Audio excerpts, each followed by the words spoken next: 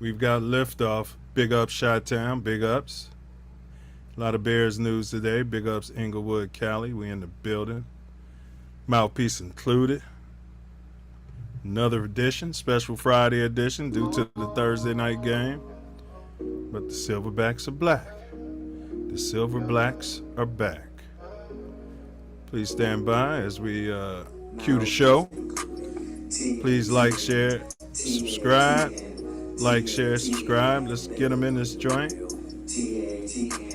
TATN, TATN, Mouthpiece included. TATN.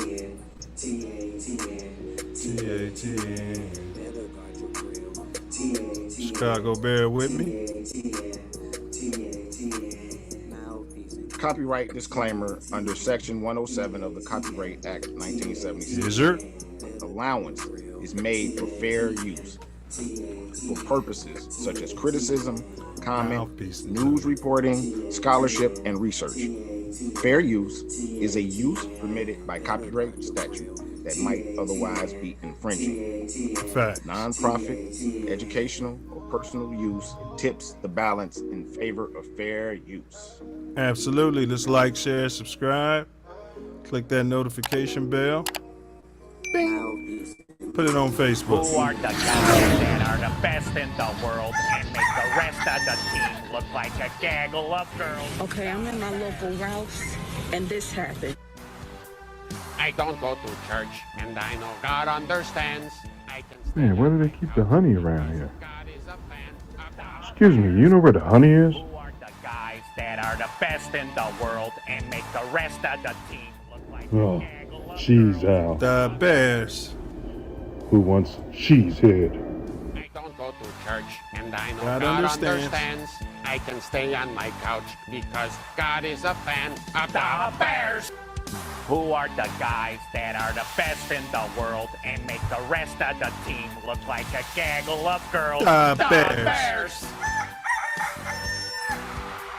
I don't go to church, and I know God understands.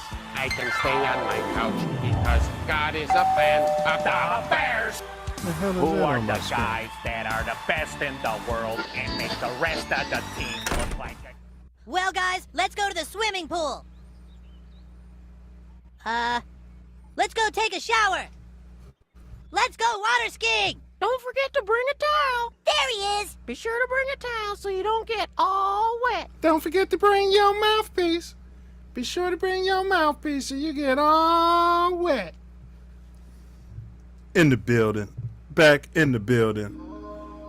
We got a great show lined up for y'all tonight.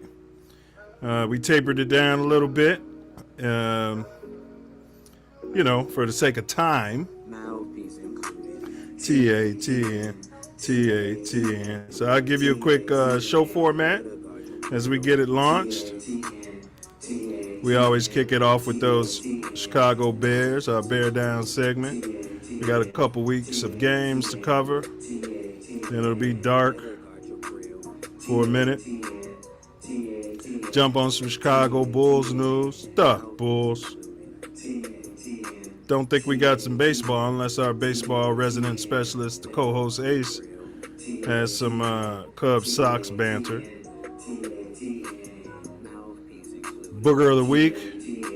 Haven't found one, but we'll see.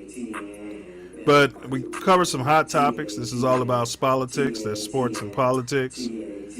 Tonight's hottest topic is, why is Draymond's punch being deemed savage violence?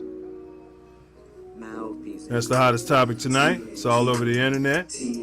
Let's get our resident co-host builder. TATN. What down, what down, what down? What's been going on in the Heezy since last Thursday, fam? Just living, loving, and laughing. Playing a little baseball. Chilling. Yeah, what your boys do, man? They want, well. Sorry, but let me make it short. playoffs. Second game we won. And I reported that the game was, so since they were the home team, they reported. Hey, hold up a second. Hey, someone asked Diesel something. Hey, Diesel, you having trouble picking up Ace, or is that just my sound over here?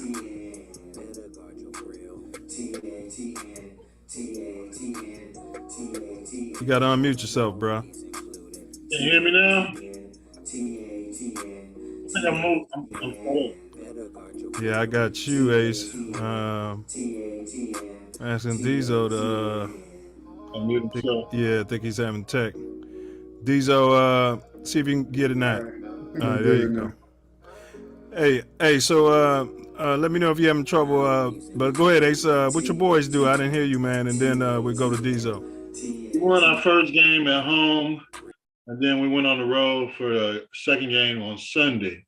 And man, okay, I'm all right. On Sunday, and we beat this team 9-8, but they reported that we tied them because we didn't use the Game Changer app. We were using Books and Honesty. So they reported it was a tie to the league. But I reported that we had won before they reported the tie. So, we had to send in our books that, we took for the game. And, they allegedly had an independent parent that did the books along with whoever was in the dugout doing the books, who was the coach. Wait a minute, man. Don't the officials say who won? I would think that would be handled by the umps. Yeah, but it's their ump. They hired him because it's the first round of the playoffs. So when we get to the semifinals tomorrow and the championship tomorrow, the league picks up those umps, and but for this particular game, it was up to the home team to provide the official. So no, the official doesn't report the score. It's an honesty system with the coaches, the managers of the particular team, and it's I was arguing about it all Sunday after the league called me like, yeah, you reported that you won, and they reported it was a tie. Right. So who you think is lying, genius? You know what I mean? Right. Right. So it's like we can argue about this all day long. I tell you what, we're gonna fix it so you guys play each other next week. But we're gonna play them anyway. I just don't want to have a tie on my damn record. And anyway, we play them tomorrow at 12 o'clock. Well, my question would be, how do you prevent this from when we play next week? Well, the games this week will have the officials from the league. They'll be their umpires and balls, and they're going to provide everything as far as the tournament is concerned this weekend. This is semifinals and championship. So, we'll have a head from the league there, as well as I know it won't happen again this week. Well, congratulations to you boys, man. Yeah. Shame they got to go through that. Yeah, I mean, they had the umpire check the bats of one of my players, and it happened to be one of my 8-year-olds. So we're playing 11 and 12. It's like, well, I think he's using. They sent the umpire to our dugout talking about he's using an illegal bat, and he's like, yeah, I hate to do this, but they're making a protest about a bat. You're like, for him, he's 8 years old. He doesn't have a damn hit. Well, it's just gamesmanship. Diesel, what's been going on? What's up with you, bro, before we kick it up? Nothing, man. Just chilling, man. Watching a bunch of different sports stuff, baseball, college football, NBA preseason, all that stuff. Yeah, I've been catching a lot of that, bro. Y'all, as we doing the show, get your NBA picks. We doing top 5 and predict who you think's gonna come home with the chip, barring injury, of course. Yeah, I haven't watched much baseball. I haven't had the opportunity, especially football last night. And I could tell you now for basketball, I don't got that because I don't know all the different rosters. Some of there's a lot of big trades and stuff, so I don't even know who's all on what teams yet. That's why I was trying to watch a little preseason, you know. Yeah, it was a lot of movements. A lot Big of guys time came back. movements, man. Yeah. All right, so let's dig into it, man. Y'all got some any baseball news? Let's start it out with the Cubs or Sox. I ain't got nothing. I know Abreu was out, but y'all got any chatter on that?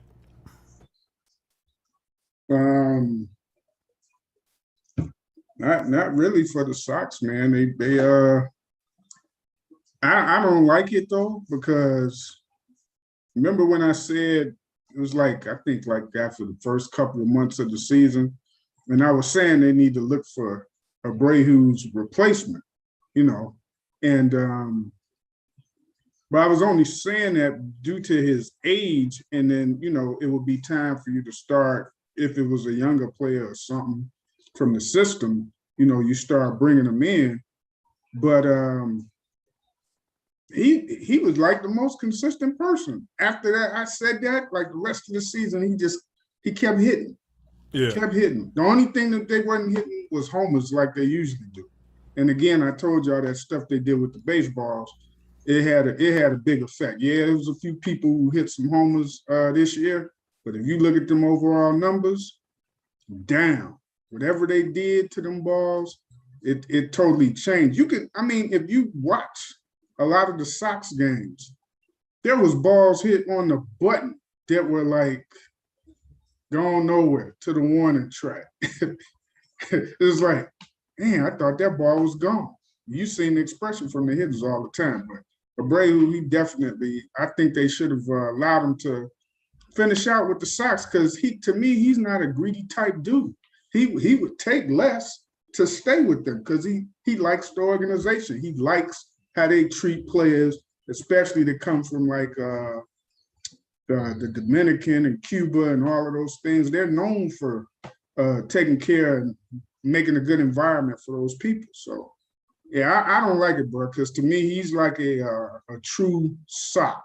You know what I mean? He's a heart and soul White Sox. So you don't just get rid of people like that.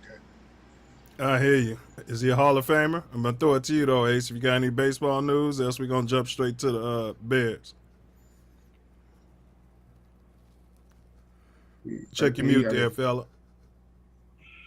That's what I want to talk about was his numbers. His power numbers were down, but as far as baseball, he's basically a Gold Glove first baseman, and he hits for average also. But I guess they're looking to go in a different direction. And they just decided not to offer him another contract. But he always gave the Sox a home team discount, so I don't understand the rationale behind that, especially when you don't have his replacement on the roster. So exactly. Well, hopefully my Cubs will do the right thing, and maybe he'll just swing on over to the north side. If they don't get this dude who's going to be the free agent, because I seen it today, they said they're in the mix to negotiate with Judge. Yeah. But they don't strike me as a team that's going to pay that kind of money for a player, like for one player. Yeah, especially when you got to lose him for 82 games for steroid use. Yeah. I'm not saying he's on juice, but those balls are heavier, and he's smacking them around like a wiffle ball. So. And that might be a reason for the loss of production and home runs too. I mean, they're starting to suspend these guys for half a season. You're losing half a season of salary, or a quarter of the season. Maybe they can think twice about using the juice. Facts. Hey, let's push on though, man. We got some Bulls news. Hey, I watched the Toronto preseason game. The Bulls look good, man. I mean, y'all can say what y'all want to say. That's what we're here for. And I know it's just preseason, but they look good. And did anybody see that yam by Javante Green? Took off before the dotted, closer to the free throw line. Yeah, that's my starter. He's coming in at the 4. 4. It's preseason. He's not going to do that against Giannis. Nobody is, but he don't play Giannis every night. He I mean, the Bulls don't want to stop. I mean, they don't want to give him time. He had that athletic ability last preseason, and they didn't want to give him any time. So, I don't know if it's the coach or they know something from practice or something, but I mean, he looked good. No, they spent that draft pick on dude, and and they spending that money, so they don't want to look bad. Since they used that pick to get the 4. He's playing decent, don't get me wrong, but he be coming off the bench. He even said, I'm okay with coming off the bench. Say whatever the team says. Well, I mean, he's a young guy. When they drafted him, he was 19 years old, so he's definitely got to get stronger and learn more about the game. So coming off the bench should be fine for him. Man, Green is getting it all in the Florida offense. You know what I'm saying? Yeah. He's knocking down threes. I mean, well, what are they looking for? Who would y'all start at the 4? Because that's the position that's undecided. Probably somebody that's not on his team. I don't know, because I don't see them having a damn 4. Yeah, the team is pretty much still the same, man. I don't see them doing nothing more than what they did last year. It's still the same system, same players. If they added a few people here there, Andre Drummond, he'll get rebounds. Yeah. He can't defend though. He can't play pick and roll. He could barely move out there. Yeah, so nobody plays defense. Yeah, but so they got a better version. But they got that point guard, Diesel. Who? Foreign dude. He's from one of those shithole countries. Oh, Dragic. Yeah, Dragic. Yeah. They got him about 3 years too late though, because 3 years ago he could be your starting point guard. Yeah, and you wouldn't miss a beat while what's his name is out. But now he's like, remember how Heinrich was when he was on his downslide? Please, Heinrich. Oh my God, he was playing forever, man. I was like, when he was on his downslide, that's how Dragic is now. He's on his stole downslide. Money for about 7 seasons. I'm like, man, this dude still, and they was giving him minutes too. I'm like, man, he's the captain, Captain Kirk. Captain Kirk. And he brought up Kirk Heinrich. He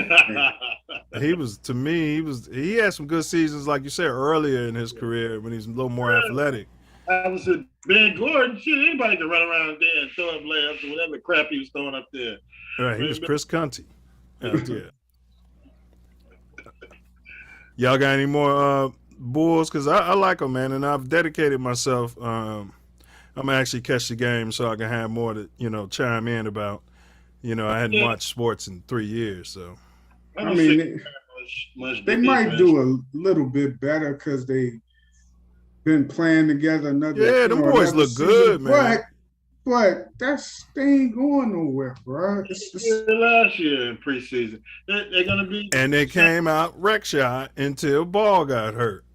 They're gonna be the same, scoring 120 and giving up 119 point a game team they were last year.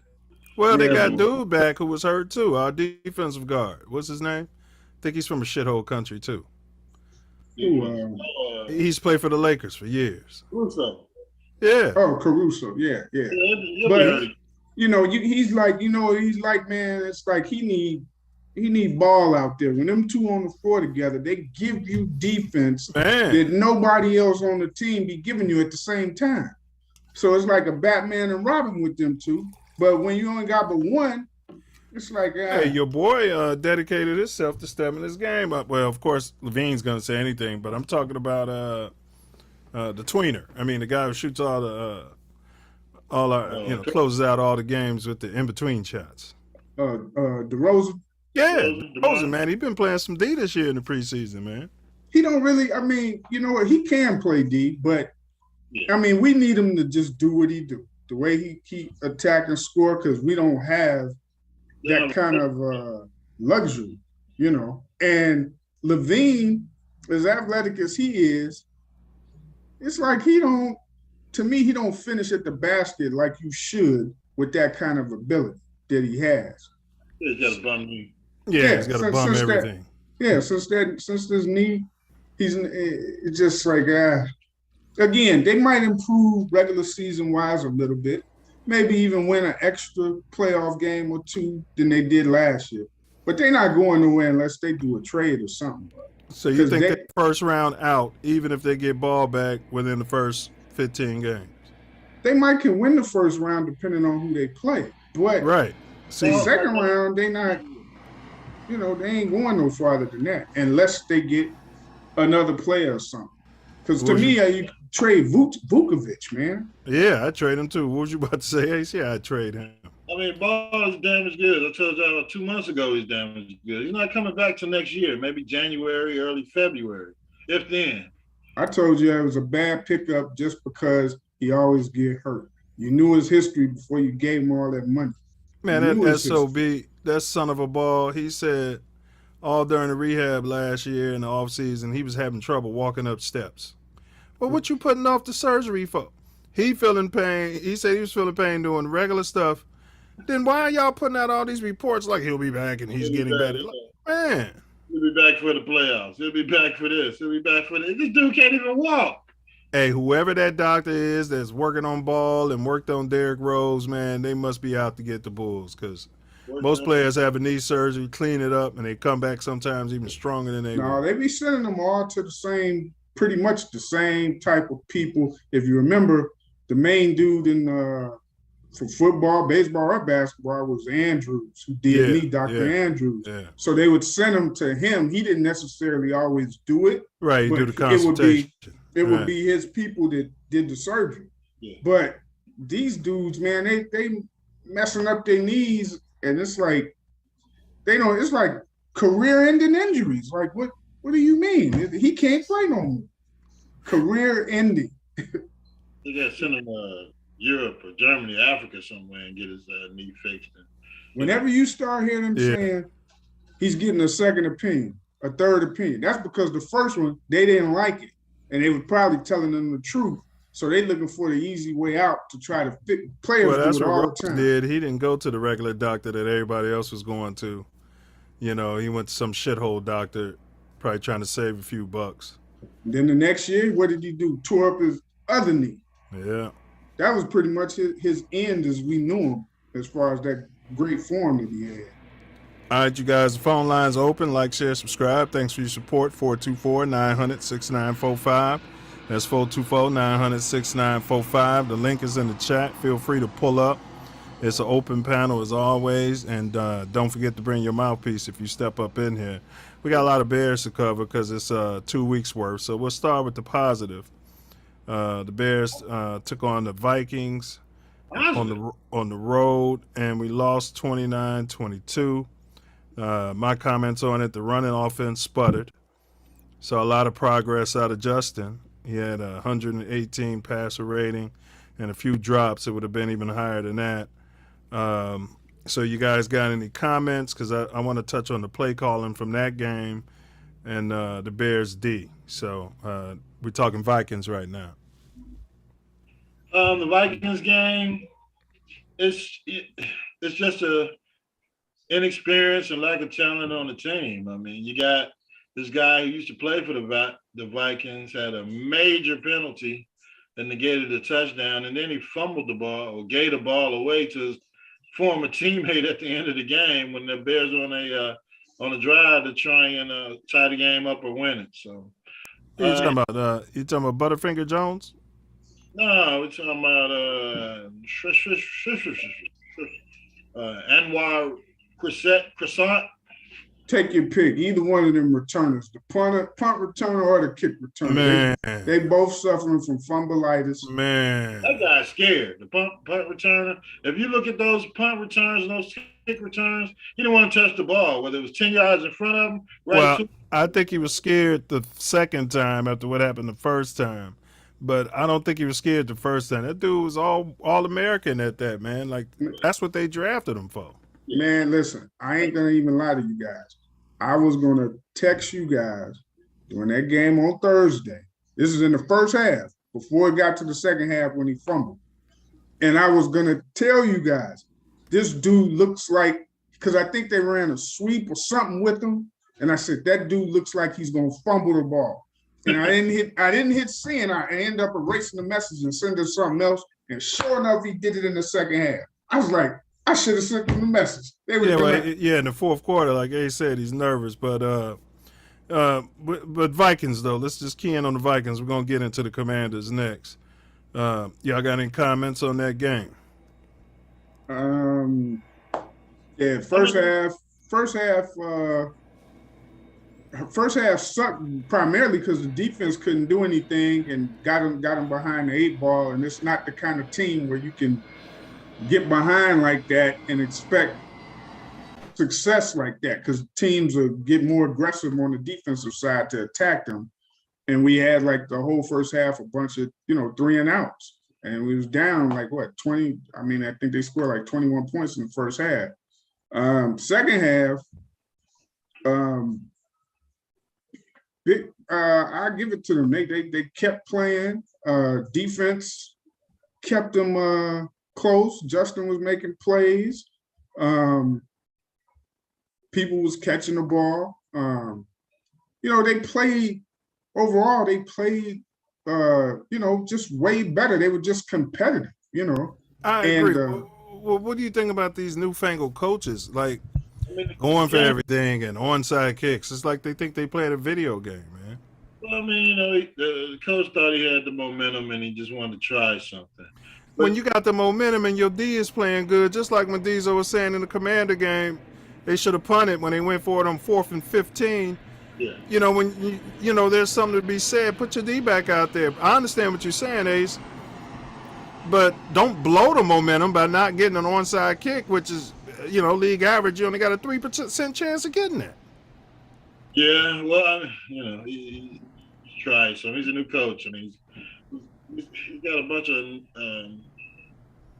he's a new coach with new coordinators. Yeah, I mean, and you know what? You know what? I mean, they calling, whether it's him or the coordinator, really bad games overall. Pretty much every game that we done watched them play. I agree. And I'm not going to blame it because they're new or he's new, because you see new coordinators and coaches all over the league, but they still perform and do well and learn from their mistakes and do other things to put themselves in a better position. But they put themselves in the worst position, and I'm gonna tell you. Getsy is trying to make Fields Aaron Rodgers. He can't be Aaron Rodgers. No, he absolutely not. If you can run block, he's coaching those guys run block, then you can pass block somewhat decent. I mean, they probably run block better than any team in the league. Yeah, because they definitely do, and then they pass block worse than any team in the league. It's just a strange mix. Yeah, I mean, normally it's because with the lack of strength, when you're firing out run blocking, you can control the line a little bit better. But when you're backing up pass blocking it, they're just pushing them back into the quarterback every pass play. So it's... but when do you start getting double teams on the line? When do you start helping? When do you start having your fullback back there? When do you start going to pro sets of both your backs? When do you start going to max protections and stuff like that to help? Well, after you lose to the Commanders on national TV and you get about a few days off to figure out what the hell is going on with your offensive coordinator that's not helping your linemen block these guys for more successful plays. That's when you do it. The first 2 drives that they had, and I know I'm skipping over the. No, well, we can go ahead and jump. We can go ahead and jump to the Commanders. Ace and I, but we both predicted the Bears win and the Vikings, so we both lost. So our record right now, we both picked the Bears to win and the Commanders. Our record right now is 2-4, just like the Bears. But go ahead, Diesel. But the first 2 drives, 2 or 3 drives of that game against Washington, what they were running is how they should have been presenting almost that whole game, because they were doing. Should have stayed with those packages. They were running the ball the right way, and then they would do the exact same play with play action, whether it was a straight play action or a bootleg. The only thing that they weren't doing is consistently maximizing those plays each time, whatever it was, whether it was a pass or the run. Because when it was the pass, sometimes it'll be the perfect pass to the person, he drops it.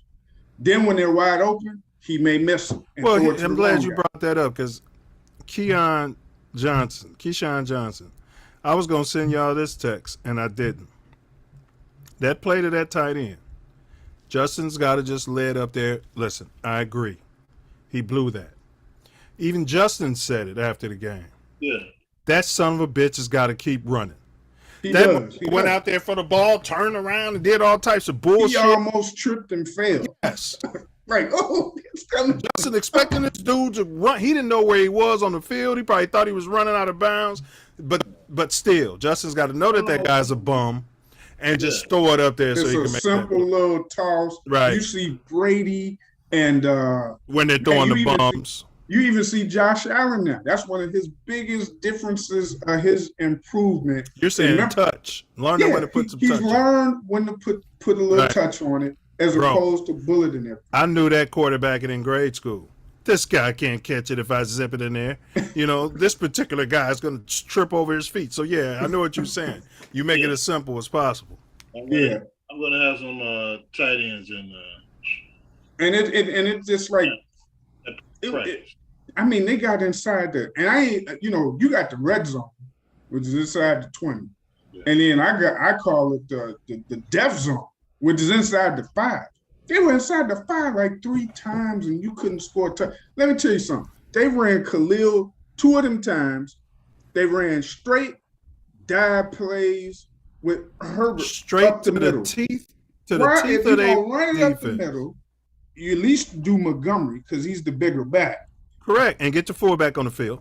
But the whole game, they're saying the way to beat them is running to the outside. Every time the Bears did it, they was picking up 6-7 yards. Yeah. They kept saying, beat them to the outside, beat them to the outside. They got on the goal line and they never ran. Man, like put your fullback in the game and hand it to your. I'd run an option. Hand it to your up back.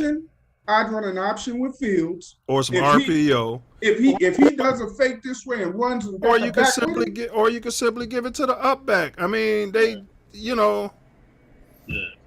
But I mean, Herbert had just ran 67 damn yards. So he was tired. That's what you ain't tired. Run him to the outside. No. Every coach would have put their fresh back in the game for that. And Montgomery should be in all the goal line packages, but our coaching staff was thinking, well, we want to get him in the end zone because he ran us down here. If you want to reward him, that's fine, but run him to the outside. I don't want to reward. That's what's successful against. If you don't, then listen. He should have had a touchdown when he broke away. He took a horrible angle. If he'd have just kept going straight and angling off. It was a great run, don't get me wrong, but I'm a perfectionist. He should have scored on that breakaway run. All he had to do was go straighter. Yeah. Nobody was going to catch him. Yeah, he would have caught the pylon and scored. That's 3 times inside the dead zone, the blood zone, right there. And they couldn't get one touch. Matter of fact, they got no points. 3 times, no points. And they couldn't won the game. And Washington was awful the whole game. The whole game. But no, to your point, yes, I know what you're saying. And then when Fields ran down there, I guess they figured he's tired. We're not going to just have him quarterback sneaking on those plays too. Like he's getting his ass kicked all game. Now when you get down to the 1, you don't want him to get his ass kicked for 6? Yeah. Yeah. But they didn't have a play for that apparently. They couldn't figure out how to jet sweep and get all the fast guys in the game, have Mr. Stumbling like Diesel said, all them fast guys just tripping and falling first chance they get. I've never seen a team that gets hit in the head with more balls than this team. The receivers, the tight ends, the balls hit them in the helmets like all the time. Mooney said he lost that ball in the lights on that last play. He's always losing something, man. He's running wrong routes and getting hit in the head with balls. That's what he said. He ain't no rookie. He is not a rookie. Right, he's played in Soldiers Field before. Right. Catch the damn ball and win the game. You just jag a whole game off against a terrible team, and you got a chance to fix it on one damn play. Catch the ball. All that practice he doing with Fields before and after the game, and jug machine in his living room and all that crap. You got a jug machine in his living room. Yeah, he does. Well, it's outside, but when it rains, he brings it into the living room. I'm like, you don't have a spare room you could put this in? Like, but they gotta put packages. If I'm the coordinator or if I'm the coach, I'm getting a coordinator to try to run an offense the way Carolina did with Cam Newton. Because to me, that more suits Justin's skill set than anybody else that's in the league. Him and Jalen Hurts have similar skill sets, but Hurts ain't been in the league long enough. But this offensive coordinator claims when he came in, he claimed he was going to do that. Yeah. I can't see it. I ain't seen it. I don't see them running like a design run play read option. For they should be running that all day. You saw when Washington started running against us, our defense was befuddled. Yeah. Have you seen them run like the regular QB draw, like Josh Allen does it all the time? The time. They won't even do a regular running back draw play with those guys coming in there like that. Yeah, they don't. They won't do a draw play like that, man. What about Komet? Where's Komet? He only had I one thought more lightning catch. struck when I seen him catch a ball. I ducked. As soon as I seen him catch a ball, Bro, the media ain't giving him none of the business. They be asking him about field struggles, and he be smiling in the post-game interviews. Man, listen, that dude, somebody else, you know what? Because he should be out the league. When his contract is up, he should be out the league. But somebody will pick him up just because they be like, well, maybe they didn't know what they was doing with him. And they know they're going to be able to get him for the minimum. You'll be able to keep him for the minimum. And he'll be a bum all over the league until they come to Chicago, and he'll catch for and then he'll have a big old game. Yeah. 200-yard game. Yeah. It'll be somebody in our division that pick him up. That's how they always do. Yeah. Or the Lions, one of them. Yeah, he go right to the Packers. Yeah. The guy Hey, you know what, bro? Officiating though. They could be trying to sabotage Fields, bro. I mean, it's far-fetched. It's far-fetched. Yeah, he's not their guy. I know what you're saying. He ain't their guy. I don't think Pace would be doing it, but Getsy, I wouldn't put it past Getsy. Yeah. Because it's like he didn't put any money. Man, listen. Okay, you say next year's your year. He put what? They put up, what was the dude they tried to give him like $40 million? And he stayed hurt. He didn't even sign with him. He didn't sign with him. He failed the physical. So you asked some money that you could have picked up. You could have kept James Daniels. Well, this might be a hot take because Getsy, first of all, he comes from the Packers. I don't trust him. Yeah. You know. Never done the job.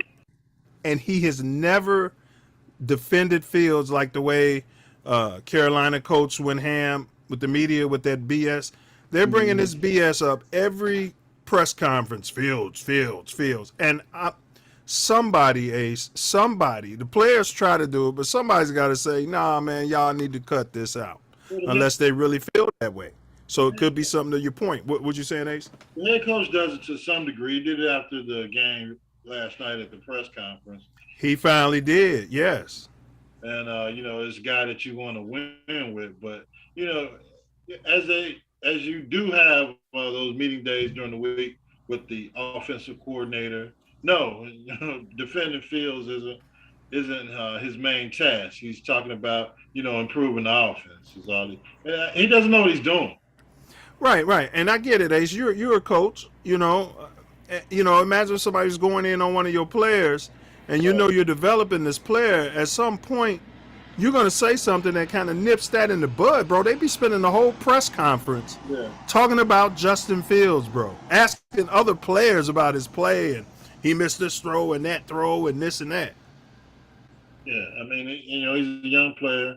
Yeah, he made mistakes, but, everybody out there made mistakes. You got guys dropping punts and dropping passes and getting hit in the head by the ball and, running the wrong routes, getting pushed into the backfield every damn Blown pass interference calls on both sides of the ball. Nobody even talks about that in the press conference. And the officiating was absolutely atrocious. Roughing the passer 3 or 4 times. Nobody don't call brings it up. Hit him Nobody. in the legs. Hit him in his head. Fell on his head. I'm like, and the ref's right there looking at that. I'm like, Now all that that's you're saying, pathetic. Diesel, if somebody's got to say it with that passion, and that guy just kept getting up. And then he busted us. Like when they're bringing all this negative, like the way I be defending Fields. You know what I'm saying? And you be like, oh, you nut riding, whatever. But that's their job, bro, if that's their guy. So it could be something of what you're saying, man. I think that because if he's not your guy and you come in a new regime, and most times new regimes, unless that quarterback is a proven guy or that they happen to like him, they come in, they want to, especially the quarterback, to build their thing around him. And they're okay as long as everybody pointing the finger at the quarterback who's not their guy and the fingers ain't being pointed at them. But in the national news, they starting to point the fingers at the coaching staff. So, because if they do, like I said, they're going to finish in the top, like they're going to get a top 10 pick, right? So if these guys are sabotaging him, then they can say, and maybe they saying, hey, we hope he gets hurt. Because if he man, listen, bro, you can't put nothing past him. I ain't saying they doing it, but for them to not put any kind of line, they didn't put anything with them. No receipt. So you're saying that it's possible that they all just came in there, said the right things. This is our guy. We're going to build him up. And see, I could think they could have said, but that would include Ryan Pace. Yeah, listen, I'm talking about, man, listen, they could have said behind closed doors with the brass, listen, next year we're going to have this much money off the books, right? We got this much money to spend.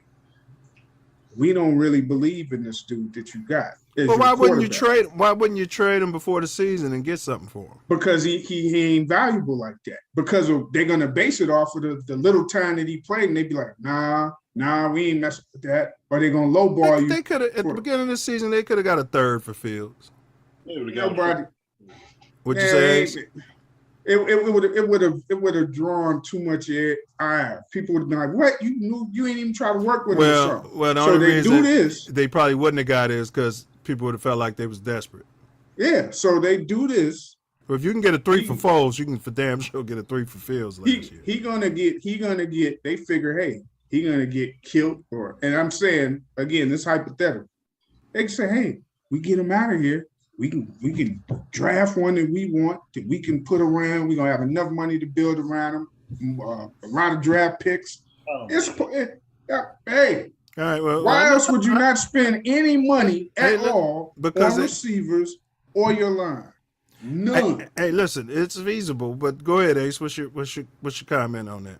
I mean, it's a redevelopment year. Yes, they dropped the ball on getting some offensive linemen. They drafted some. They were looking for lightning in the bottle out of the draft. They got a couple offensive linemen toward the end of camp, some veteran guys that are still on the team. But I guess they want to try out the guys. It's game 5. They want to try out the guys that they had. So hopefully, all them dudes that's on that line, except for the center, and he hurt Whitehead. He's the only one who's legit. And he's hurt. So all them other dudes is like practice squad players, man. All them dudes on that line, they all like practice squad players. Yeah, but they did try to get one, like you said, but he didn't pass the physical. Right, but you could have kept, what's his name, Daniels. He wasn't the greatest, but he wasn't that bad. They showing that they $40 million. You was going to give $40 million to that dude. That was a defensive tackle. Exactly. That's my whole point. So I know they could have spent it on an offensive tackle or guard or something. They didn't try to improve it at all. So be it. They didn't try to improve the receivers at all. So they did sign Pringle, but I mean, like, Pringle ain't even, man, I think he played like one game already. He's on injured reserve. They're not top tier. They're not number one wide receivers running around out there. They're looking to get one out of the draft. They could have tried to put a trade together to get A.J. Brown if Philly was able to do it, but they didn't do it. So, there's a couple guys that are available now. It's just a matter of what they can do before the trade deadline. I mean, AC would have to be, or Dizo as well. I mean, if that cool you're talking about, that would have to be Pace and the head coach. And Getty would probably be involved too. He seems just sly enough, I don't think he's smart enough for that. I don't know, bro. But if you look at that dude, and that's why I keep saying he's stupidly brave to keep going out there and running like he is each play, because he's gonna get hurt. He's young. Gonna win. Yeah, he wants to win, and I get it, but he's gonna get hurt. The way his mechanics, but runs, they expected more out of Komet though this year. I was in the chat rooms and they was like, cut Valus Jones. I'm like, man, I cut Komet before I cut Jones. Jones, I mean, just have him stop. He's not returning punts for a while. Right. What happened to the tight end dude who played good in the preseason last year with the head? Yes. They should have kept him. Tall dude. Yeah. At least he had some attitude. He was making plays. Yeah, man. And was making plays throwing the ball. But listen, go ahead, Ace. You can call Jimmy Graham, I'm sure. Go ahead, Ace. He's somewhere, Yeah. Yeah, Jimmy Graham, at least he could catch. He catch the ball. We're getting Pringle back, and Justin would trust him. We're getting Pringle back and N'Keal Harry. Yeah. So I'm interested in seeing that's going to help a lot. Where's the dude we drafted from Tennessee? He's the one dropping the punt. He's the one dropping the punts. Wait a minute. That's the dude from Tennessee? Yes. The receiver? Yes, Oh, but he was more of a special team specialist. That's the problem. And they're not using him right. He's got speed. They're not using him in the offense right, man. Throw some screens to him. When I seen him at Tennessee, he was catching the ball. Yes. I'm talking about as far as offensive plays. Of course. Throw the ball to him. I ain't see him returning no kicks. Yeah, but he was All-American as a returner, and that's the imagination of the offensive coordinator. Those reverse plays to Julius St. Brown, who keeps stumbling or whatever his name is. Hey, the worst balance ever for a team. All of the receivers, they always falling, slipping, sliding. Put them in some martial art classes so they can learn balance. They're all on one-year contracts. They won't be here next year. But here's the thing, though, Ace. Why do you have them in here if they won't be here next year? You're just wasting reps. Well, not now, but that's because N'Keal Harry is hurt. N'Keal Harry will be here next year. Yeah, so I see your point. Yeah. And they didn't have any draft picks this year. They gave all the damn draft picks away for Justin Fields and the years before that for Khalil Mack. And they didn't sign Robinson. They had a lot of draft picks this year. When they traded the picks that they got for Mack, and they accumulated a lot of draft picks. What they spent them on. Well, that's because the head coach is a defensive guy, and I believe, like Ace has been saying, next season they're going to shore up that offense. The same thing happened with Philly's quarterback. Everybody was down on him, talking about can he play at this level and blah, blah, blah, blah, blah. As soon as they shored up his offensive line and got him some receivers who could catch, they might draft that receiver. They got one coming out of Ohio State that Fields used to throw to. So, you'll start pandering towards Fields that way. Hopefully, if they don't, the difference with Philly's team was they was right there and they made the playoffs. So teams, and that's what the way the league is now. Even with this, as bad as this team is, as stinky as this team looks, if you think about it, just think about a couple of plays each game, they're right there in contention. This is what I've been saying. Yeah. But what I'm trying to say is, it's not a huge thing as far as like a rebuild. People get it in their mind like a rebuild. Yeah, we just gotta wait and wait. No, that ain't how the league is now. If they would have kept Mack, they'd be 3-2, right? They'd be I don't even think the defense is to blame though for their record. But man.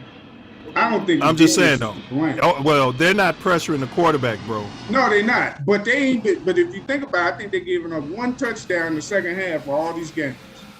One touchdown. I mean, listen. Hats off to the defense, but I'm just saying, if they had Mac, he's a Pro Bowler type, All Pro type. He'd be getting to the quarterback, strip sacks, fumbles, or at least getting double team, and then the other dude. That would have helped with him and Quinn. To help them make some plays. Make some plays. Yeah. It's like when we get teams off the field, it's because they missed a pass, somebody dropped it, bad throw by the quarterback. It's not a regular 3 and out where you just made a play or did something. You like, got them off the field, let's go. Yeah, it's always something too. Hey, your boy looked good though. That QB, I mean that cornerback, I love him. Johnson. Oh yeah. I love him. Yeah, he's a Gordon. He's Jalen Johnson. Jalen Johnson. He's a Pro Bowler. I love him. I love him. He business out there. And they don't throw. If you look at the stats, he's thrown at the least in the league. Correct. Now, he missed like 2 games, but prior to that, well, they say part of that is because it's a complete bum on the other side of him. So before they brought in, Gordon and all that. But see, that's what I'm saying. They said that had something to do with it last season because it was a bum on the other side. Well, no, I'm talking about just this season. Since this season started, well, he only played the game. That was his first game. Yeah. No, he played. He's been hurt all season. No, he was playing and got hurt. He was playing. He played like 1 or 2 games. And no, he didn't play 2 games. No way. Yeah, he did. He got hurt. Yeah. And he was out. But those games he played, he was the least targeted cornerback in the league. How many games he plays? I think he played 1, and then he played Thursday. Yeah, he must have got hurt in the season opener. He ain't been around, man. That dude ain't been on the football field. Yeah, had a quad injury, so I think he just played the first game, and then he's been. I thought he was hurt in the preseason. Yeah, he played the first game. Then he got hurt after that. Yeah, but you're talking about last season. They wasn't throwing at him a lot. No, I'm talking about this year, bro. I'm telling you, this year. Hold on, I'm tell you right now. He's a good cornerback. It's not giving me a. Let me see here. I mean, the Bears, they're working on the defense. They got some good players. They got some good players. They need to work on the defensive line, the offensive line, and they got to get some receivers. Every great receiver is drafted in the first round. So they're building up draft capital. Trying to get some players in. It looks like recent games look like he played San Fran. That was a season opener. Mm-hmm. Washington and Green Bay. So he played half the games. Yeah, that's what I'm telling you. And but that's because they was going after the rookie. They was eating him up. Everybody was going after the rookie. But he's usually getting the number 1 guy for any team. Whoever the number 1 receiver is, he's taking him. And if you ain't throwing at all to him, that's all pro level. It don't matter. Hey, you're gonna pick on the rookie.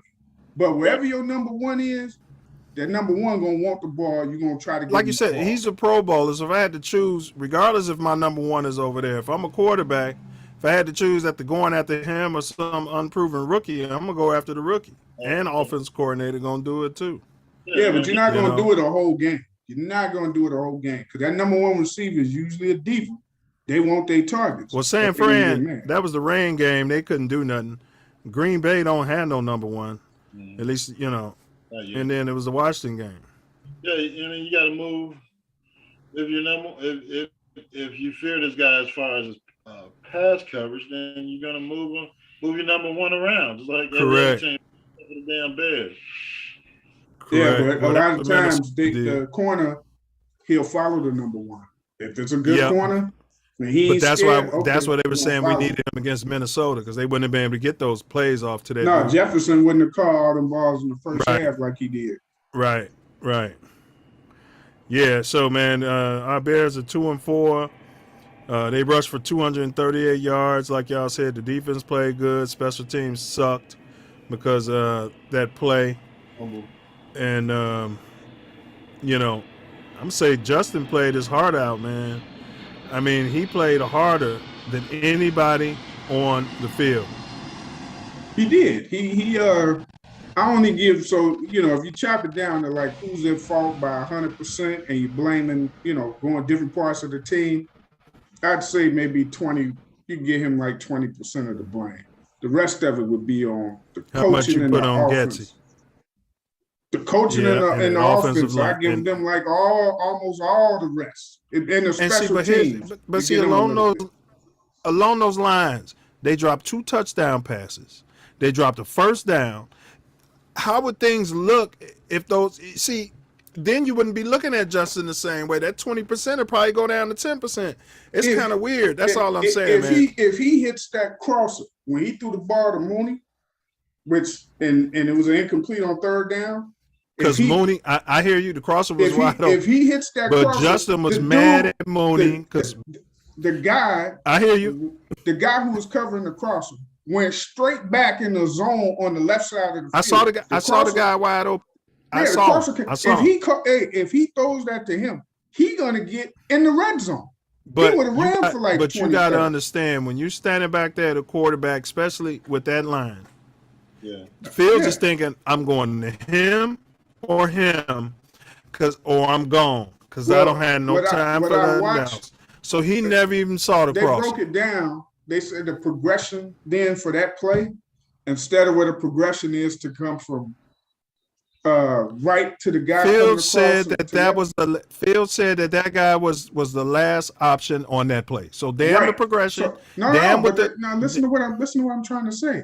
They can change the progression for that particular play. Whereas you come from this way to this way, you can make it where the read starts here. Correct. If that cross is open, correct. Hit him. If it's not, then correct. you go to him. I agree. So they could change that I progression, agree. which makes it, to me, is smarter because you only need a little bit. But then that would be more of a Getsy issue.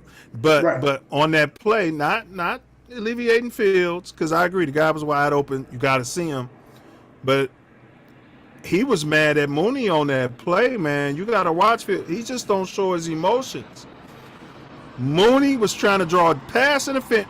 These guys ain't running through the route like they're doing in practice, like they working on, man. Fields threw that ball where Mooney was after they ran it 100 times. Mooney started trying to fall into the DB.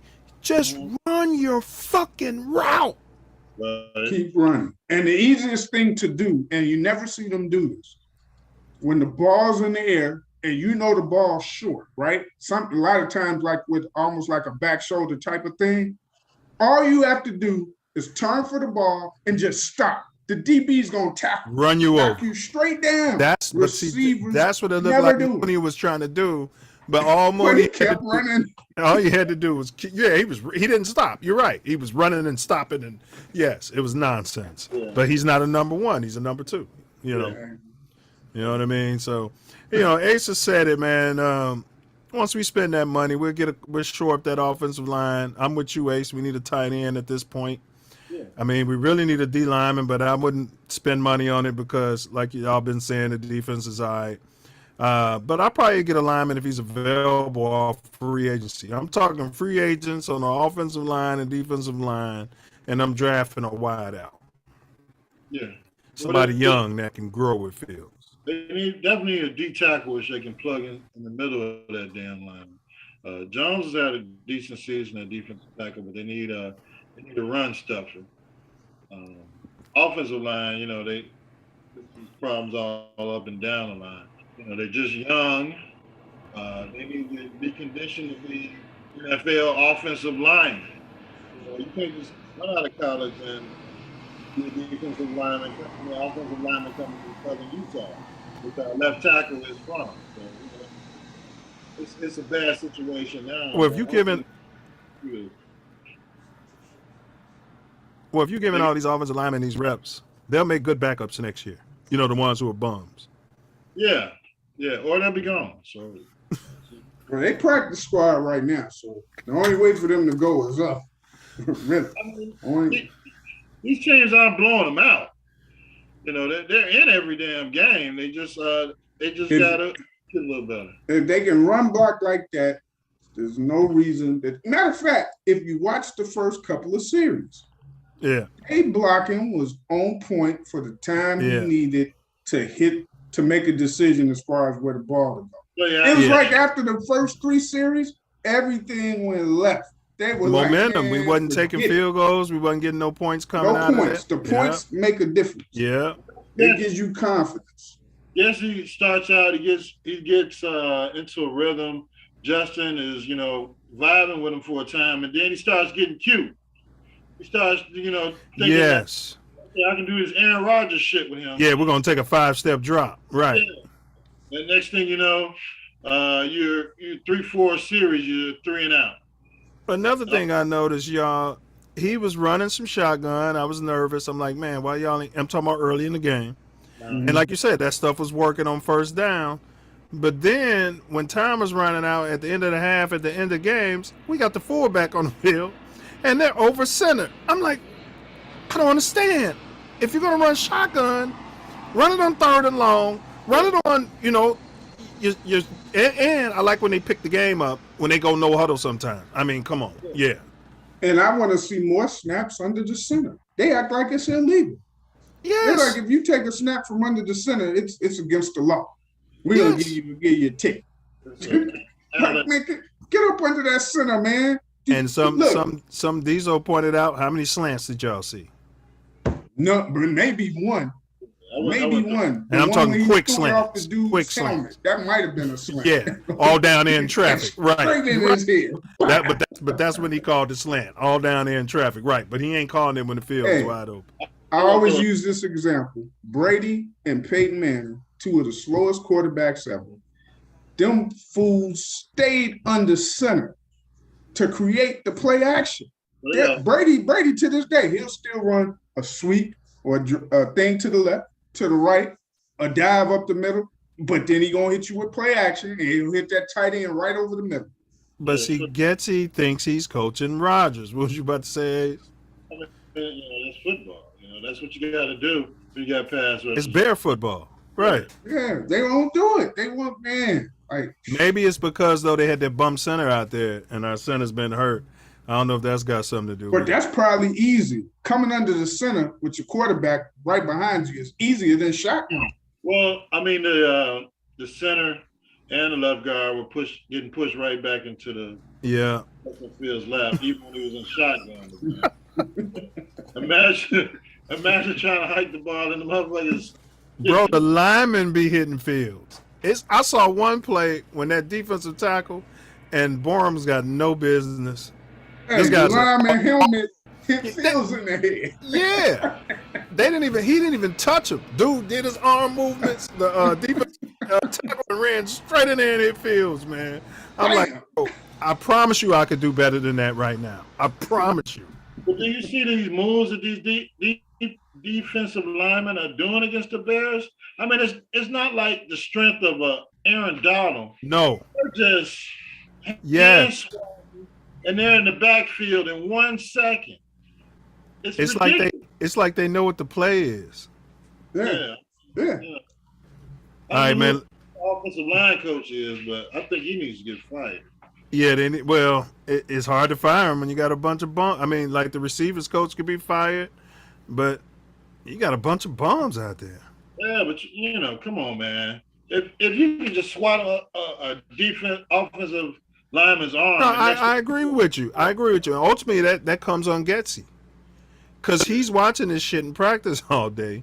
You know what I'm saying? And signing off on these guys being the unit. Like I think somebody, one of the prognosticators, they was like, you could try another lineman if that's all you're getting. Right. Yeah, they did. I told you, these practice squad guys, man, you can get anybody off of other teams to say, man, come on in here. Let's see if you can do better than this. Another chance at the league. Yeah. If a defensive tackle can make one swim move, Ace, and never got touched. Against your starting left tackle, bro. And they do like where you go? That's what happened. That's exactly what happened. Dude did like this in the tackle. He disappeared. couldn't even believe that shit worked. No, he couldn't. He probably thought it was a draw play or a quick screen. You know, he's like, oh man, we eating tonight. And that's why they need to run more screens, man. If it's gonna be a Chinese fire drill anyway, get them quick screens out, man. Those screens are working for them. Get those linemen out there blocking downfield. And I like when they do screens. I just want when they do them, I need, and there's a bunch of different kind of screens. You need the receivers to stop falling. Well, I need them to stop falling, and I need Fields to sell it. The fluidity of his arm has to come through quick. He can't be doing all this just for a simple quick screen. Just come with it. He's leading it. Quick. He's leading it. He'll look over, and then it's like somebody trying to steal on you coming from way back here. He does a lot. And that one play, I think they called us for a man downfield. That dude was not downfield. Yes, and Elizabeth the blocker. Yes, and that was a horrible call. I want a coaching staff who's going to be pointing this shit out. Because listen, leadership. Listen, I take responsibility for what I did as a coach and what my players did, but I also want some accountability from when we're doing the right thing and they're calling bullshit. Man, listen, Phil Jackson will call that bullshit. When they do that, and so would Bill Belichick. When they do the after show with Briggs, Brown, Cap, and Dave Wannstedt. Yeah, I watched that on YouTube. They usually cover a lot of. They be covering stuff like we do. Briggs be on it.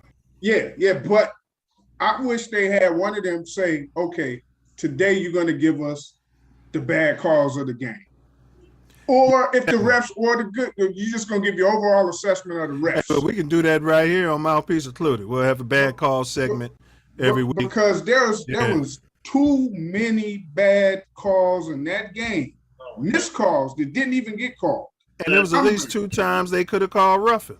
And 3, I counted 3. When they called the holding on the receiver, that was roughing. They could have tacked on 15, holding on the cornerback. They could have. It was a pass interference on the call. Well, he was holding old boy's arm. That was a pass interference. Yes. He hit Fields in the leg. If it was any other top flight quarterback, that's a roughing the passer. Fields, they fell on his head. Another time they hit him in the head like a forearm smash from the damn. And the PI they called on Johnson was some bullshit. Yeah, man, it was a lot of bad calls that game. A lot of bad calls. On Gordon when he knocked the ball down and turned his head at the last, right before he got to the receiver and knocked the ball down. That was Johnson. No, it was both of them. They called back-to-back PI calls. Well, the one they didn't call. I see what you're saying. Johnson got away with his, but they called Gordon. They ran Gordon up. Yeah. They sure did. They sure did. Touchdown in the first half. They sure did. Yep. It was bad officiating, man. I wish they had a little segment on there. Now, if you seen Cap does a thing the next day after the game, I think he did it like yesterday or today. Yeah, it's Cap just him was and drunk. this other guy. Yeah, Cap was oh my God, man! He went. Hey, look, he was lit. He went in so hard. He was like, did. "You guys are talking about Fields. Look at this line." He sure did. I mean, he was going. You're gonna get him killed. But nobody talks about Komet. Oh my God, he was going in. Man, Komet, you know what? Honestly, they threw with him. We've been through with him. It's like we already chalked him up as a loss. Now, yeah, they should be going in on him harder, but it's like, man, we already wasn't he a first-round draft pick? Second round. Second or third. A little easier on him. He was definitely higher than third. I'm gonna look it up now, but go ahead. They drafted him instead of drafting Jalen Hurts. Correct. That's exactly what they did. Yeah. He's a bust. I mean, ain't no ifs or ands about it. He's a bust. All right, y'all. You know, as always, we can talk Bears all night. We can change the format. All right, but who was your quarterback of the week? This week is still going, but that Minnesota week, I gave it to Justin Fields, man. Quarterback of the week for week 5. Who's your black quarterback of the week for week 5? Mine was Carrot Top. Since we're going with second half comebacks, he threw 4 damn touchdowns to Travis Kelce. Yeah. Got to go with Mahomes. Yeah. I went with Fields just based off what he's been going through, and I know it was a loss, and you know what I'm saying. Yeah. but he balled out. He was 15 for like 20 or 21, and it was 3 drops in that game.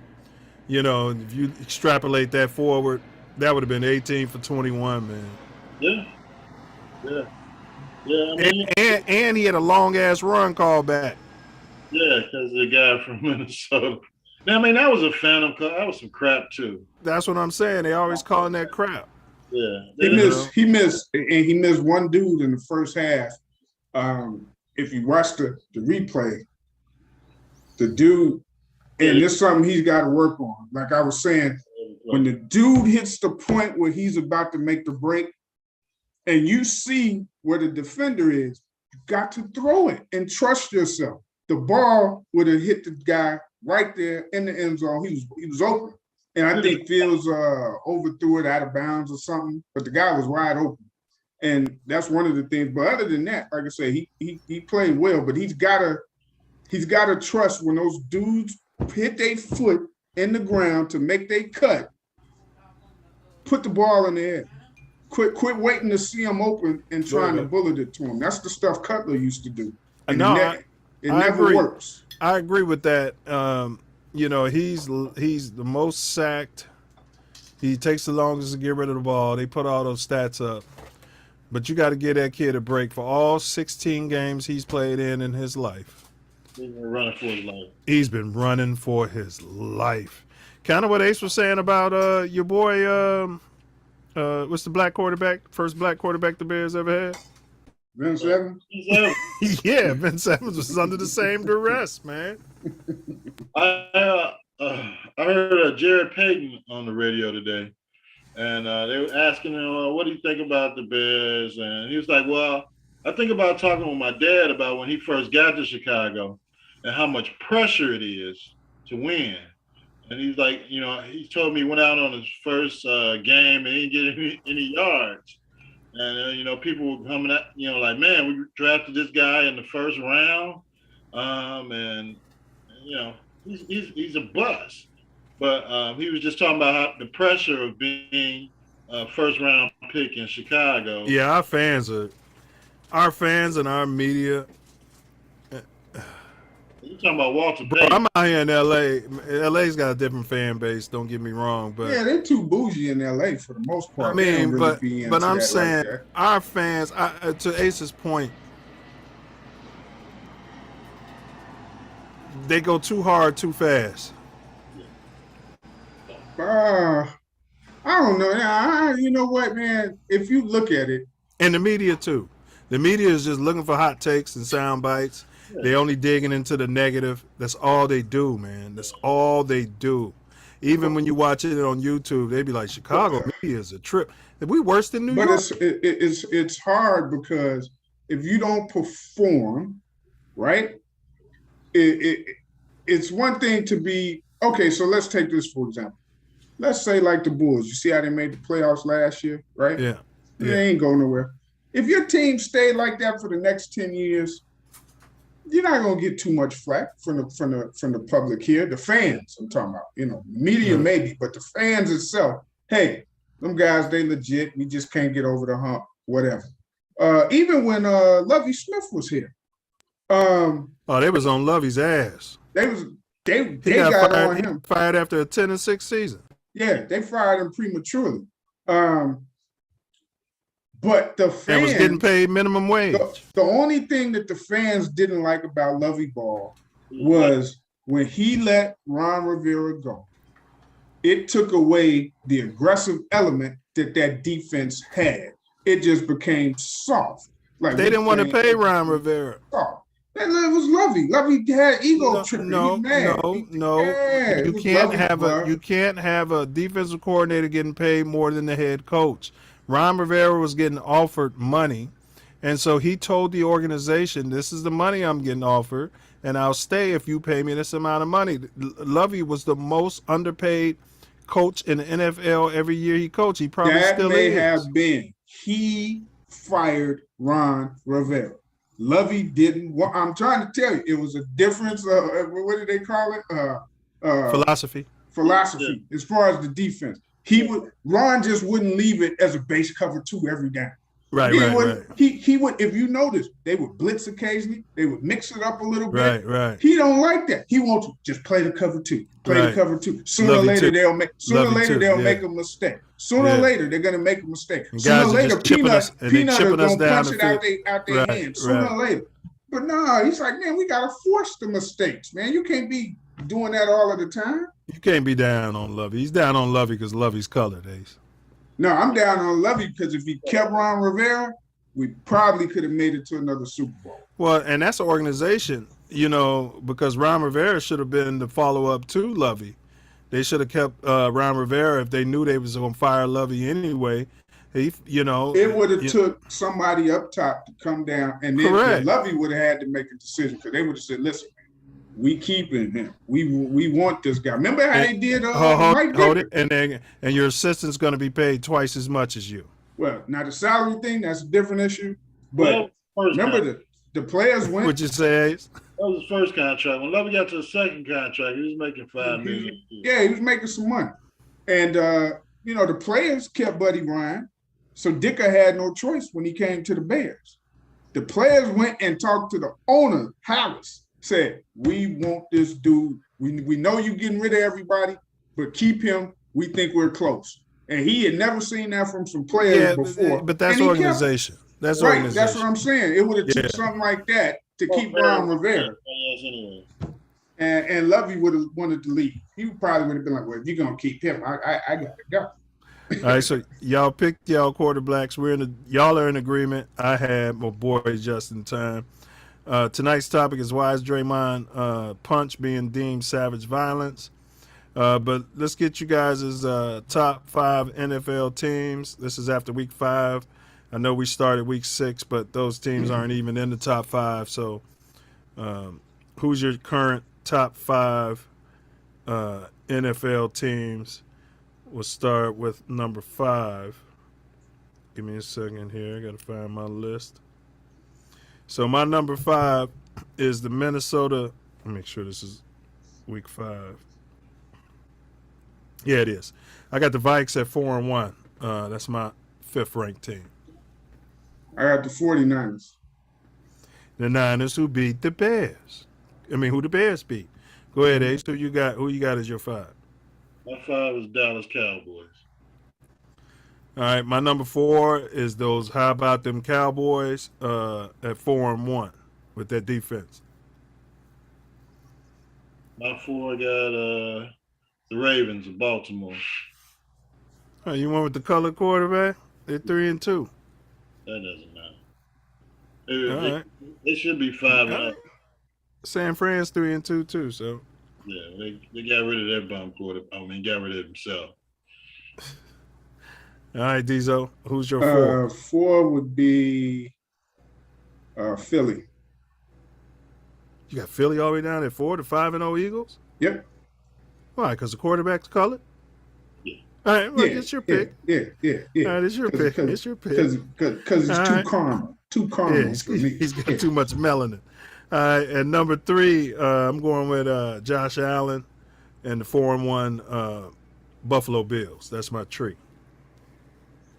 My 3rd pick is the Kansas City Chiefs. Colored. Yeah, a lot of that going on my list here. 3, I'm going with the Cowboys. You got the boys at 3 with their backup quarterback. That's why, because they ain't even got their starter and they playing like that. So. Yeah, Micah Parsons, a beast. All right, at 2, I got Carrot Top and the Chiefs at 4-1. Number 2, I'm going with the Bills from Buffalo. Yep, me too. I won't. What do you say? I won't choke like the Buffalo Bills, but I slam dunking like Shaquille O'Neal. Yeah, I mean it was tough between the Chiefs and the Bills for me. Number 1, I got the melanated quarterback with that defense, that running game. The boys playing MVP football. The Bears should have drafted him. We wouldn't be having all these debates about Justin Fields. Wouldn't have had to give up this and that and this and that. So I'm going with those Eagles. Yeah. Well, I got for number 1 the undefeated Philadelphia Eagles myself. Number one, I got the Red Raiders. The Chiefs, baby. I mean, you know, I can't argue that. That's my number 2, so I can't argue that at all. I mean, their defense ain't all of that, but it does just enough to. Yeah, they ain't if their predicated on offense, defense. Yeah, if their offense does what they can do, the defense does just enough to be able to get them over. Also, when your offense is going down there and getting off the field by scoring, your defense is going to be on the field. So they're going to give up points just as a result of that. Just right, you know, being out there the whole damn game because the offense is out there killing teams. Killing teams and leaving them no other choice. But damn, you know what I mean? All right. So that's our top 5, you guys. That we'll update this next week. So y'all know it's a running thing. It's as of today. We're not saying these are the best teams in the NFL so far. We're just saying they're playing the best right now. All right. So tonight's topic: why is Draymond's punch being deemed savage violence? Our next hot topic is top 5 NBA teams prediction. Diesel's tapped out on this. But we're going to do our prediction for the top 5 finishes in the NBA. This is based upon, last year and based upon what we think from the preseason and all. My number 5 team, Brooklyn Zoo. Same to you as is the Brooklyn Zoo. I'm going with Brooklyn with Kyrie Irving and the Kardashian curse and the cupcake. Yeah. My number 5 team, I got the Miami Heat. All right, not a bad pick. You like that Indian dude, that coach, huh? You like that, huh? Yeah. Oh, no, he's not that kind. All right. Who you got it? Oh, Diesel, he tapped out. All right, number 4. I'm going with the Celtics. They would have been higher on the list, just with the coaching issues. Coaching matters to me. I hooped in high school, and coaching does matter. So I'm going with the Celtics because I just don't know how that's going to work out for them. My number 4 team, I got the Bucks. Milwaukee. Oh, you got the Bucks at 4, huh? Yeah. Yeah, they're 0-5 or 0-4 something in the preseason, but nobody cares. All right, number 3, I got the Los Angeles. You guys are waiting for me to say Lakers. I'm out here in LA. Clippers. I'm going with the Clippers. This is my number 3 team because Kawhi Leonard is back, and yeah. We'll have a hangnail in about a month or 2. He's going to have load management because he's got a permanent core injury. I noticed it in when he won that chip for Toronto. I told Torrey he'll never be the same, and he hasn't been since then. But go ahead. Who you got for your number 3 team, Ace? My 3, I'm still rolling with the Celtics of Boston for my number 3 pick. All right. My number 2 team is Savages. I went with the Golden State Warriors. That's my number 2 team.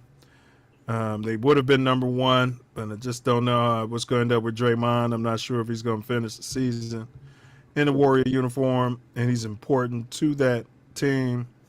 I don't know how Jordan Poole's going to react, so I'm going with Golden State as my number 2 team. Almost went with the Bulls, but Golden State. My number 2 squad, I'm going with the Grizzlies out of Memphis. Like them in the playoffs. Yeah, I like them in the playoffs until the young Jordan killer got hurt. So it's time for some. Hey, and they picked up that big center, man, the defensive player of the year perennially out of Utah. No, he went to Minnesota. He went to Minnesota. Yeah, I'm confusing them. I always confuse them. Yeah. All right, so you going with rubber knee? that kid, his knee is rubber. Oh, he be jumping, his knees be rubbery. I was like, All that. That kid lost all my respect when he said he'd own Michael Jordan in a one-on-one. Just has no respect. Why get a shoe deal? He's not going to get it from Mike. All right, number 1, I'm going with Giannis Antetokounmpo. if you remember, they took Boston to 7 games last year, and that was after my man got hurt, small forward. Middleton. Yeah, he got hurt in the Bulls series, and they still win 7 games against the Celtics. And Antetokounmpo's got a chip on his shoulder. He's a professional, and he doesn't like LeBron or anybody else in the league that's not on his team. I respect everything about him, and so I'm pulling for the Bucks to win a chip this year. All right. I'm on record. My number 1 is the Warriors. Warriors. Come out to play. When they get that big man Wiseman back, they figure out the situation between Poole and Draymond. I mean, it's practice. It happened in practice. So, I think they'll be fine by the time it comes down to winning the chip. I got the Warriors. Take it off. All right, so that's our top 5. We booked it. I'll give y'all one dark horse team. I didn't hear neither one of y'all say it for y'all top 5. Who's that, bro? The Clippers. I got the Clippers. They on my list. The Clippers is number 3 on mine. Oh, okay. I didn't hear you. Yeah. I'm out here in LA. Another dark horse team is Cleveland, man. Don't sleep on Cleveland. Yeah. Cleveland, yeah. They got firepower. Just gotta see how the pieces fit in with what they already had, because they had to let a few pieces go to acquire Mitchell and the people that they got. So it'll be but looks Clippers good in got preseason, but we'll see. You know. It is Cleveland. Yeah, but they got a chip. LeBron got that chip off their shoulder. And Kyrie. Yeah. All right, so we can push on, y'all. This topic is called Daniel Nino Brown Snyder. Now, this is something Diesel pointed out to us a few months ago about how the emails and everything's been pushed under the rug, and national media hasn't picked up on this. And your boy Daniel Snyder said he's got Doit. He said he's got Doit on Jerry Jones. Your boy Daniel Snyder said he going out like Nino. That's why they ain't voted him out yet. He said he got private investigators he put on all those owners, and he's got Doit on all of them. What's y'all comments on that? And Ace, you remember I said where there's smoke, there's fire. Yeah. When those emails came out, I'm like, man, it ain't just one owner that's racist and misogynistic and sexually assaulting people. But what y'all got to say about that? They don't want to let me college in the good old boys club. So of course he's got dirt on him. There's no kind of telling what conversations and talk they got going amongst all these millionaires and billionaires. And he's the type who record personal conversations. But go ahead. Yeah. So now they're looking at Dan Snyder as a weasel, a Tekashi 6ix9ine or whatever. But if the key hurt the shield, he's gonna have a problem.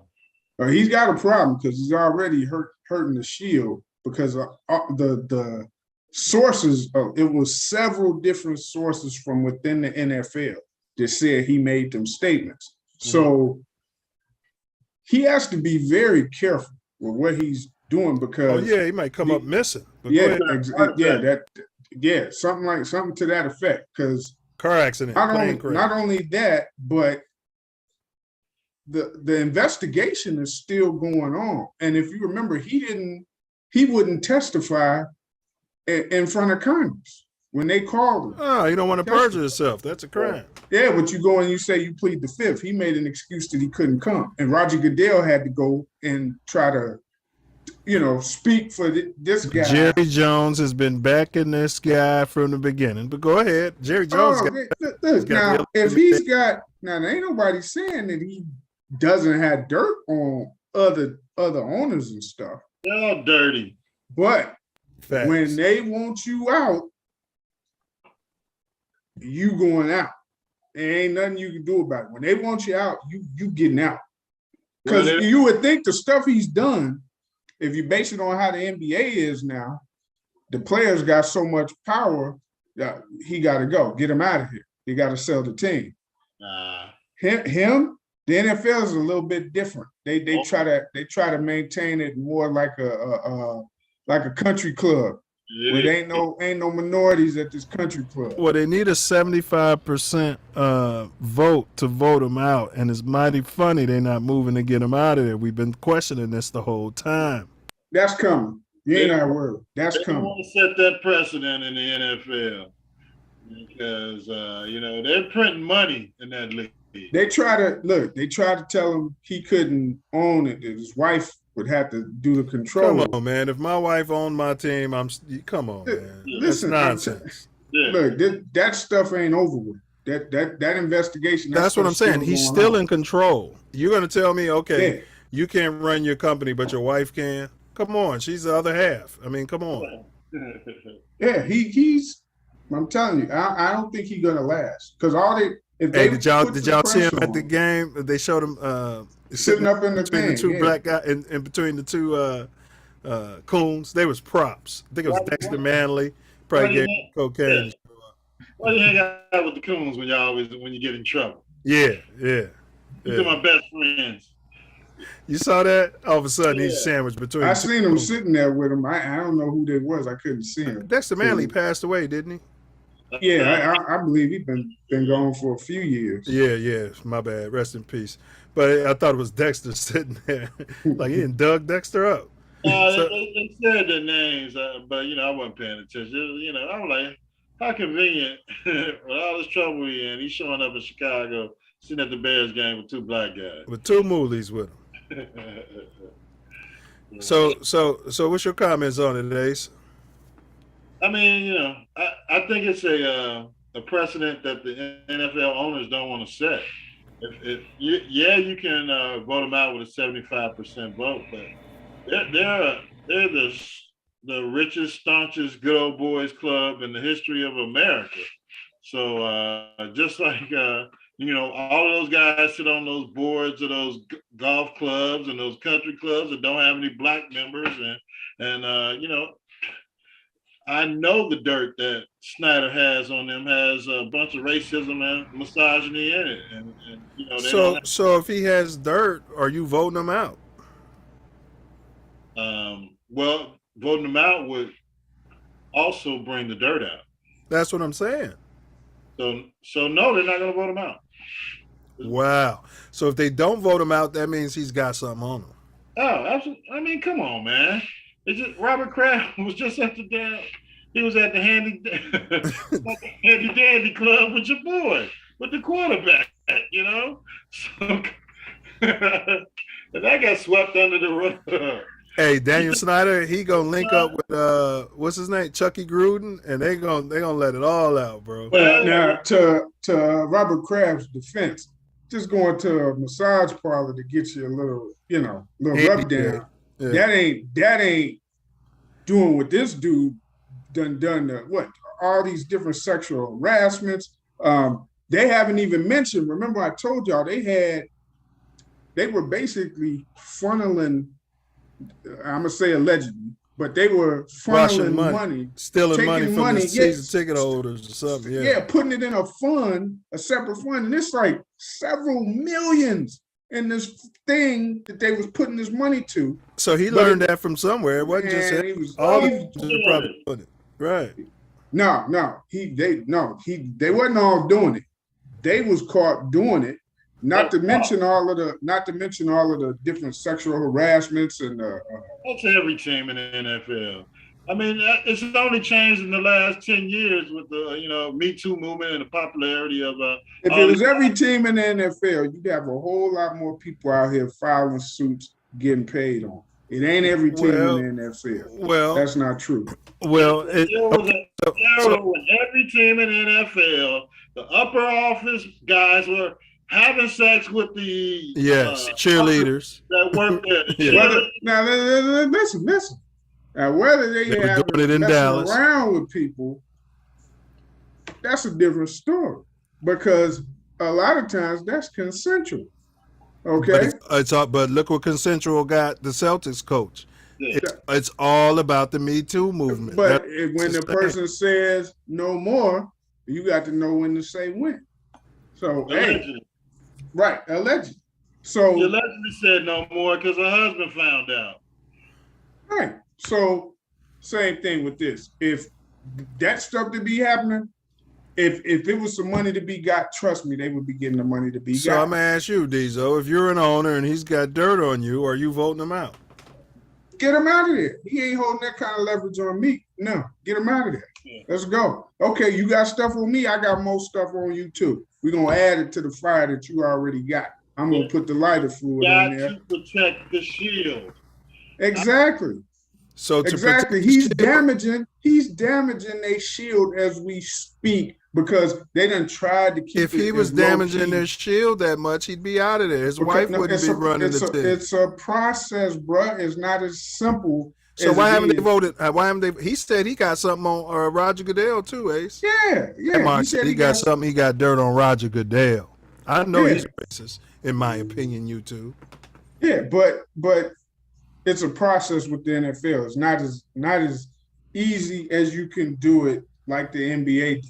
The NBA, now trust me, when the sponsors come, if they put enough pressure and the sponsors say, hey, we not messing with that team no more. We ain't If messing he with releases the the league. dirt, the sponsors can say that about 50% of the league. Okay, I'll give you it's not all the teams, but if this, what I'm saying is, if he has dirt on teams, on other teams, what's going to happen? If he does, so be it. He's already showed his hand. If you going around sending out private eyes, investigating your business partners, you don't want to keep doing business with them? No. You're going to be like, wait a minute, you doing what? You doing, nah, man, you got to go. You got to go. But that depends on the dirt. What if they were on Epstein Island, per se? If they was on Epstein Island, trust me, that type of stuff would already come out. It would come out. If they had something, that type of stuff to be doing with that type of stuff would have came out. It would have came out within all of this stuff. I'll give you that. I mean, they exposed the crown of England, so they probably would expose the owner. Trust me, they can't keep doing business with this. This will be the tipping point when the sponsors come in and say we're not putting no more money. Well, that's what it took to get the dude from the Phoenix. I hope they do vote him out, and I hope he releases all of the dirt, because I think they're singling this man out. You want to know what you're dealing with. And that's why they haven't released the emails. Hey, the remember what I NFL told you? is a racist league. We can't call them. You can't call them that until they show their hand. Once they show that hand, no. But you can listen.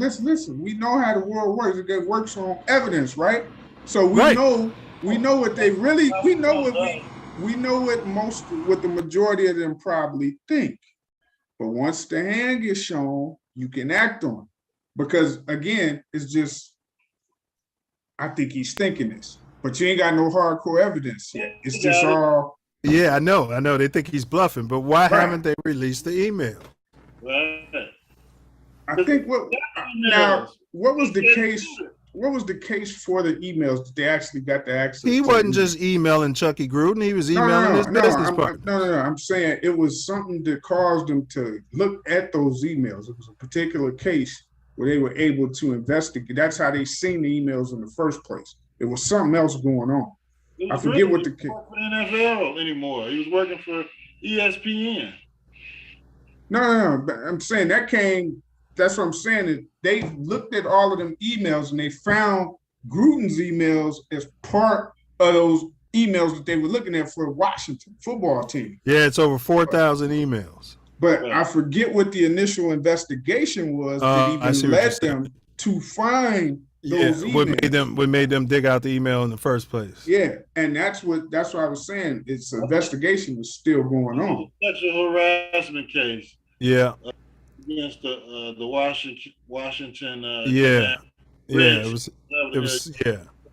that's exactly what it was. So once you hear, just like how they put that pressure on that Phoenix owner, like this, I mean, it just turned up like this. Once we heard the players start saying, he got to go. No, we can't. What is he doing here? No. Once the sponsor said, I think PayPal was like one of the first ones. We can't do business like this no more. We can't do. Then that's when all of the rest of the league can't. Because remember, the commissioner, Now everybody calls him the best commissioner. They in got big dirt sports. on him. For Oh, the you talking NBA. about the NBA? He said, I can't do anything to him, guys. That's not my place to just remove an owner.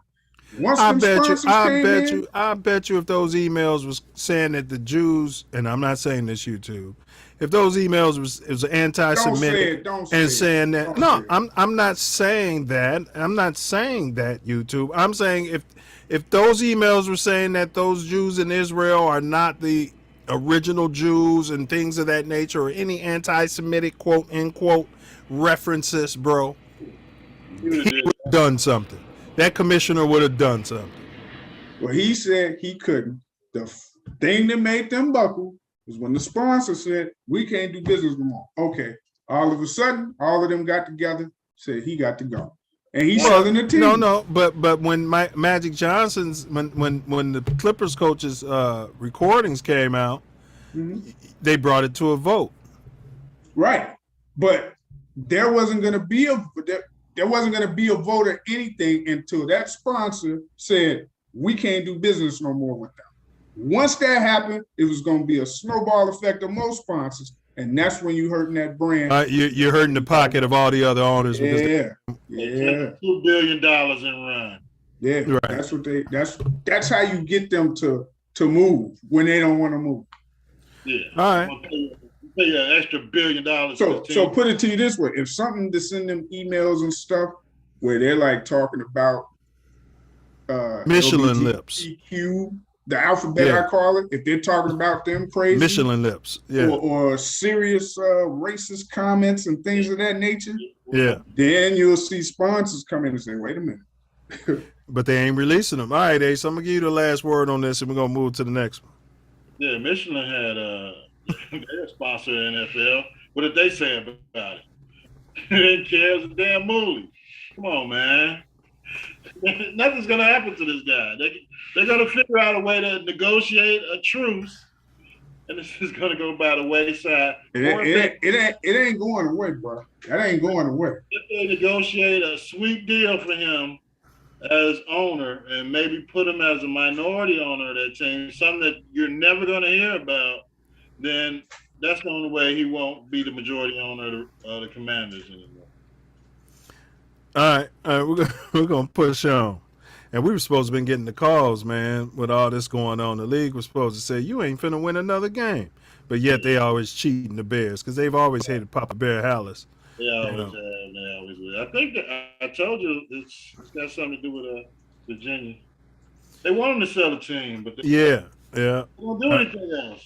Yeah, she not part of that boys club. They family ain't. All right, here we go. We're going to move on, man, because it's going long. We got Victor, upcoming NBA draft.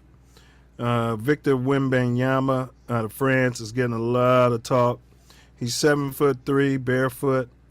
He weighs 209. To put that in perspective, I'm 6 feet 220. He's a center.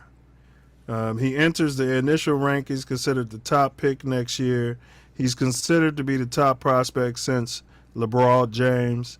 He dazzles on the court with his fluidity and does things his players his size should not be able to do. He can shoot, handle the ball, work in the post. Teams are thoroughly impressed with his 7'9" wingspan and ability to control the paint. He blocks shots. The 18-year-old averaged 7.6 points, 4.2 rebounds, and 1.8 blocks last season with the Pro League in France. He competed last year in FIBA World Cup. He gave you 14 points, 7 boards, 5 blocks, and 1.4 assists to help France earn a silver medal. He'll switch teams to the Metropolis, blah, blah, blah, and, part of the French national team. So juxtapose that against Scoot Henderson. He's an American, FBA, foundational black, height 6'2". He's probably a true 6'1", weight 195. He's a guard. When Henderson joined the Ignite, so that's one of those leagues, after signing a 2-year contract last year at age 17, he became the youngest pro basketball player in the U.S. The former number 10 prospect in the class of 22 gave him 14 points, 5 rebounds, 4 assists, 2 steals, in 18 games with Ignite. He was among their prospects to participate in the NBA Rising Stars game at All-Star Weekend, including Marjan Beauchamp, Dyson Daniels, and Jaden Hardy. Henderson has exceptional athleticism and shine in creating for himself and others. With another season in the G League, Henderson looks to be a lock to be a top 3 pick. So, judging by that, there's been a lot of talk about Wembanyama. They say teams are looking at tanking. They're tanking already to get this kid. What's y'all comments? I'm taking Wembanyama, and then after we do this topic, we got the last topic. What's my view of the 7'3", 200? I had never heard of him before last week. Then we do this past draft with the kid from Gonzaga. Slender Man, but Slender Man's not 7'3". What is 6'11", 7 feet, 200 pounds, 190? Yeah. Yeah. I mean, No, he's 7'1". Slender Man's 7'1". 7'1". He's over, and he was playing at least in the college system in the United States. But FIBA, the professional league, ain't bad over there in Europe, bro. Yeah, but I don't know about a number 1 draft pick. We had we've had those guys in the NBA come in and get hurt. What's the guy that picked ahead of Jordan? Sam Bowies and those guys are those ilks that are big and tall, and once they get to running up and down the court for real, the bodies don't hold up. So, bro, I watched him in that game. It's like an All-American game. He's got a Euro step. His 3-point shot looks like a guard.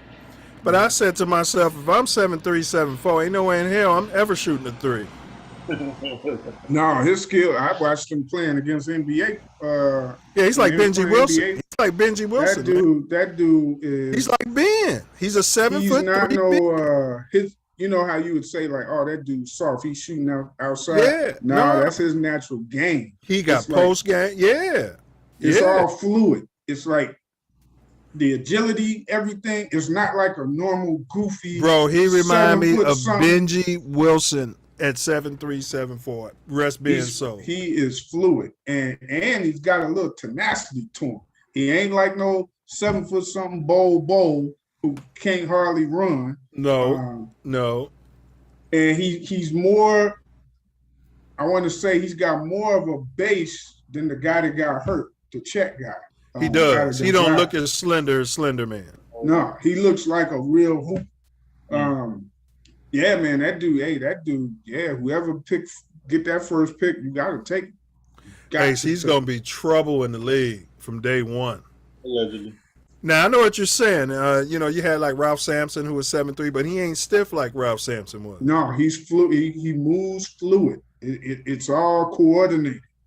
He's like Kevin Garnett. Is a mix between Kevin Garnett and Ben, and he's taller, bro. And he don't talk nonsense in the interviews. He always talking about improving his game and all that. He got coordination. If you remember, like, and of course he's not this big, but like how Shaq, to be that size, it was fluid and coordination. Yeah. And this dude has the same thing except he can shoot. Well, I hadn't heard about this kid though until like 2 weeks ago when he played in that game. Even ESPN was saying and that. He played D. He can block shots. Man, it's not like no he got a post dude. game too though. Like he'll go down low and post you up. That's what I like about him. He's kind of like he actually reminded me of when I was watching him. He reminded me of the Greek Freak. No, the Greek Freak. He reminded me. Antetokounmpo? Yeah, his approach to the game reminded me of the Greek Freak, the way he goes after it is. But I do have the concerns you mentioned about his ability to stay healthy, with that frame. But you could put weight on him. Yeah. He got that natural energy too. That's one thing. The motor. Benji had it. The Greek Freak has it. The stuff you can't teach, and you don't see that motor in Slender Man like his. You don't see that Slender Man's got a motor, but it wasn't the same. Right. Yeah, You yeah. know? And he giving you, and he come down, he bringing it down, he can stop and pop, and his shot he changed his shot in like over 2 years. Yeah. His shot looked good. It's dropping bottoms too. Okay. But when I saw him go down in the post, and the big man had the ball, and he was beating that shit and grabbing it, I was like, oh. Yeah. And he speaks the English. He speaks the King's English. Speaks it well. Okay. Well, Yeah. look at this. They talking about teams are tanking. That's Adam Silver had to make a statement, don't tank. I'm sure they're all like, you know what? Tank these. If you put Thor's hammer in his hand, he can hold it. He is worthy of the attention and the hype. So He's you're worthy. taking them over Scoot Henderson. Who the hell is Scoot? Unless you got, They give these kids nicknames because Yeah. you know, yeah. he can play too. He can ball too. Who the hell is Scoot? I just read the report on him. Scooter Henderson can play too. I read reports on these guys. When you talk about 17 and 18-year-olds. Yeah, they names. If you Oh shit. unless you got like a big, even if you had a center, I mean, he's versatile. This dude is versatile. He can play like a small forward. I play him at the 5 though. Yeah, you play him at the 5 because his size. Yeah. But even let's say you had Rudy Gobert on your team. Right. He could stretch 4 at that point. He's Right. so versatile. You Right. can move him around. You still But gotta this take league is him dumb wide. enough to have him bringing the ball up like LeBron does every time. That's what they're gonna do. Yeah. Yeah. He's dumb enough, and they're gonna have all the guards and the small players stand around him to shoot threes when he should be down there beating shots, rebounding, yamming. You know what I mean? Yeah. Like Shaq was doing. Yeah. You know. Yeah, if you got that something that you can't teach, which is a 7'3" frame and a 7'9" wingspan. And he played both sides of the ball, Ace. You know I don't say this about people lightly. You know what I'm saying? I love my defense. Yeah, That Mark go after it on the defensive side. And he shined in that game when all the best all the best prospects were playing. He dominated. Scoot Henderson balled too though, Diesel. He got hurt. Scoot Henderson. Yeah, I said he can play. He can play too. So if you get the first or the second pick you have in the draft, you want that number one. You want the one because that can be franchise changing. Yeah, I mean, really, man, you're thinking about it, the Bulls should tank the whole season. Man, it ain't gonna happen, man, because you got a tweener team. I mean, you know, Bunch of veterans looking for, yeah, you got a tweener team. You got a team that ain't good enough to get to the top, but they are good enough to be okay. But this goes back to what me and Ace was saying last season. They should have been trading Levine, trying to get draft capital. You get them draft picks from one of them scrub teams, you in the lottery. Yeah. They pull your ball, you like, okay. Yeah. That's what San Antonio did when Robinson went out and they ended up getting Yeah. San Antonio is in the mix. They said the team was Slender Man. Oklahoma might end up getting them. It's teams like that with the best chance they prognosticating to get them. Yeah. Oklahoma definitely tanked. And But they already lost Slender Man. I bet you he ain't even really hurt. He could come back this season. And Ty said it on this show. You know what I'm saying? Sit him out the year and get another draft pick. Hey, why not? I mean, Cleveland just did it. What was that guy they had? Was it Cullen? No, it wasn't Sexton. But the guy, they had a guard that they drafted, and they just kept traded him. They traded that other dude that they had with them. So they had Garland and Sexton. I think they traded Sexton. Yeah. So it's been done. Just a matter of what the league will allow them to do this year. So do y'all agree that he's the best prospect since LBJ? I do. But based on y'all assessment, I guess he is. Yeah. I do. From what I've seen, he a real deal. Yeah, even LeBron and Cupcake and all them are saying what me and Diesel are saying. And I'm not just basing this off their assessment, but the best players in the league are like, Man, this dude, and I said it to myself, Diesel, and Steph Curry said it afterwards. He's like a player I created on NBA 2K. Yeah. He's like one of those players, man. You make him 7'3" and give him all the attributes, and you just develop him. He's that guy, man. Because, you know, Zion had a lot of height coming into the league. But he ain't 7'3" with a 7'9" wingspan. Now, they said his wingspan like 8 feet. And Ace, he a yam on you, too. I'm not talking about the little soft. They said he's got like an 8 Brad foot Sellers out there. No. No. He attacks the game, and he plays to win the game. But all right, so we'll move on. Let's get on to the last topic, which is why is Draymond's punch, in you guys' opinion, being deemed savage violence? I was all through the chats, and somebody said in our chat room in the Self Love Show the same thing I said. They fight all the time in the NHL. All the time. It's part of the game. Right. But why is it so savage when there's a random fight in the National Basketball Association in what should be a closed practice? So that's the topic we're discussing right now. I started with you, Ace, then I'll throw it to Diesel. Well, I think, it's practice. People get heated. They have gotten heated for years in practice against players that you don't like, or players. And we talking about practice. Go ahead, bro.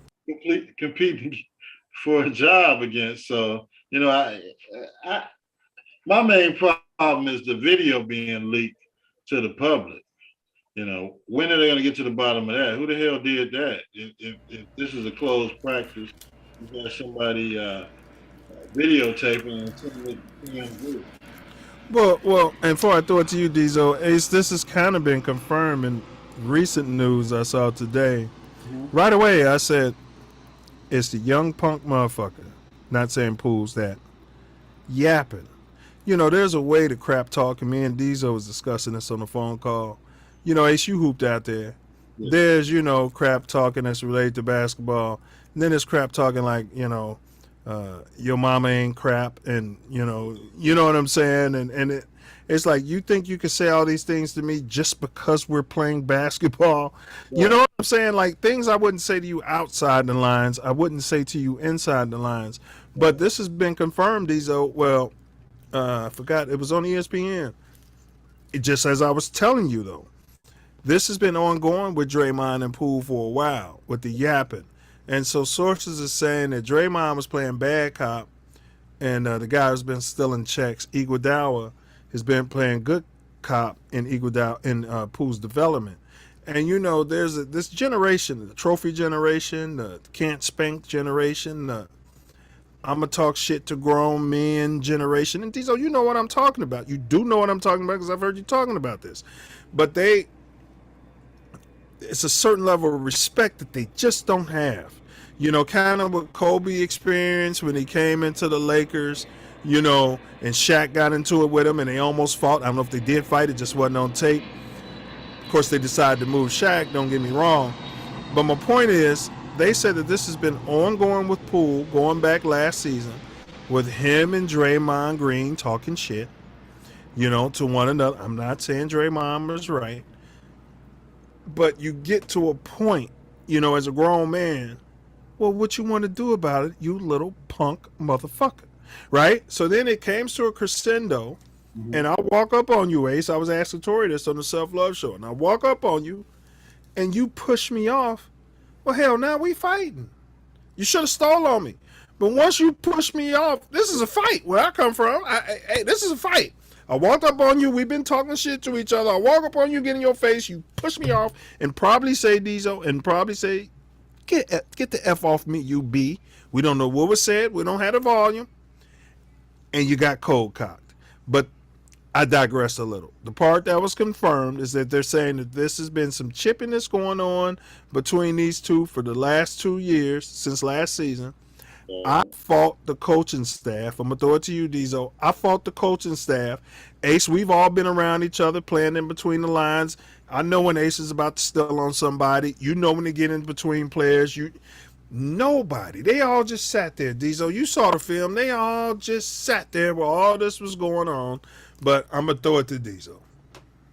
Okay, so the part you left out is Draymond got some sort of off the court issues that he brought into that practice that day. He did admit that. Go ahead.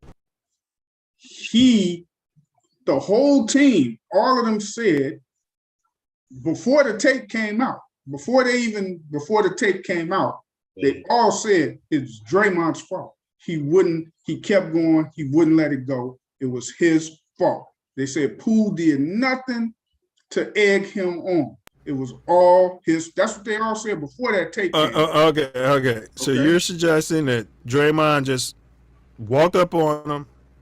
No reason at all. No. Not saying that they might not have been arguing or talking smack during the practice. All right. But it was I got what you're saying. This was no different than normal as far as they were all concerned. Provoking the issue. The difference is being Draymond is going through some off the court stuff. Yes. Which is probably Poole dinking his girl or whatever the off the court stuff. Poole was probably yapping about that. But go ahead. I don't know. I'm just speculating. He brought that into that practice, and that's what he used to try to get it out. Now, here's the thing for me. His history, dog. He got an anger problem. Nobody's trying to hear it. He got an anger problem. But he's always using this anger. You want to be a bully, but you're bullying on smaller dudes, rookies who might be scared. Obviously, dude, it was a sucker punch. He bullied Kevin Durant. Kevin Durant's bigger than him. Let me finish. Well, you said always. I'm just saying. It was a sucker punch. Because dude looked this way, not thinking that it was going to go that far. You can't be sucker punch after you get pushed. I'm sorry. Listen. Sorry. It was a sucker punch because dude wasn't expecting him to swing on. You can't push someone away from you who walked up on practice, you. This is supposed to be your teammate, your guy. Then why did you push him? Because he was up on him. He was up on him in his but space. You can't call it. Diesel, that was not a sucker punch. If you don't want to call it a sucker punch, so be it. That's all I'm saying. I do not agree that was a sucker punch. Now, if he wait, I'm gonna let you finish. If he'd have just walked up on him and punched him, that would have been a sucker punch. But go ahead. Now, again, he's a bully. He got into it with Tristan Thompson, right? And then he goes, puts it on blast after the post game, talking about he ain't built like us. He don't come from where we come from. A couple of times he did it in press conferences. So what happens? Runs into Tristan Thompson in a club. Runs into him in a club while he's with LeBron and a couple of other people. Who was with LeBron? Tristan? Draymond. Draymond was with LeBron, so was Tristan. Tristan happened to be there. I think, I don't know if Draymond came with Draymond and LeBron used to get into it, so you're telling me they were hanging out at a club? Listen to what I'm saying, bro. This is all you can go do your homework and you can verify it. I believe you. I'm just saying it's weird. Walked up to him, tried to apologize. He took a two-piece, bro. He took a two-piece from him and didn't do nothing. Didn't do nothing. Nothing. Now you tell me, who is that? Is that a mark or is that a mark? So are you saying Jordan Poole is a mark? No, I'm saying Draymond is because you trying to bully on But Jordan Poole dudes. took a one piece and didn't do nothing. Man, they broke it up, bruh. They broke it up. He wasn't expecting him to do that. But when a dude popped you in your mouth twice, what did you do? Nothing. You woofing. He was woofing, bruh. It's verified by people in the league who was there, who's seen it. Now this is why you can't believe everything Stephen A. say. I went back and watched their first tape. When that issue first came up, that something happened with Draymond Green and Tristan Thompson at a club. This is what Stephen A. say. I'll go back, find the episode, send it to y'all. He say, I talked to my sources. My sources confirmed to me that never happened. That never happened. Blah, blah, blah, blah, blah. Everything he said was false. His sources lied to him. I've never believed Stephen A. and his sources. He's just pulling that out his ass. His sources lied to him, telling him that because he doesn't have any sources. He's making the shit up. Go ahead. But I'm sure somebody who he knows in the league told him, "Nah, didn't nothing happen. They broke it up. They just tried to keep it on the hush." No, it's players who verified he got stolen on a couple of times and didn't do nothing. Well, how do you know? How do you know they didn't break that up? He had a chance. From what they said, he had a chance to get down if he wanted to get down. He didn't do nothing, bruh. Okay, Nothing. so your overarching point is what?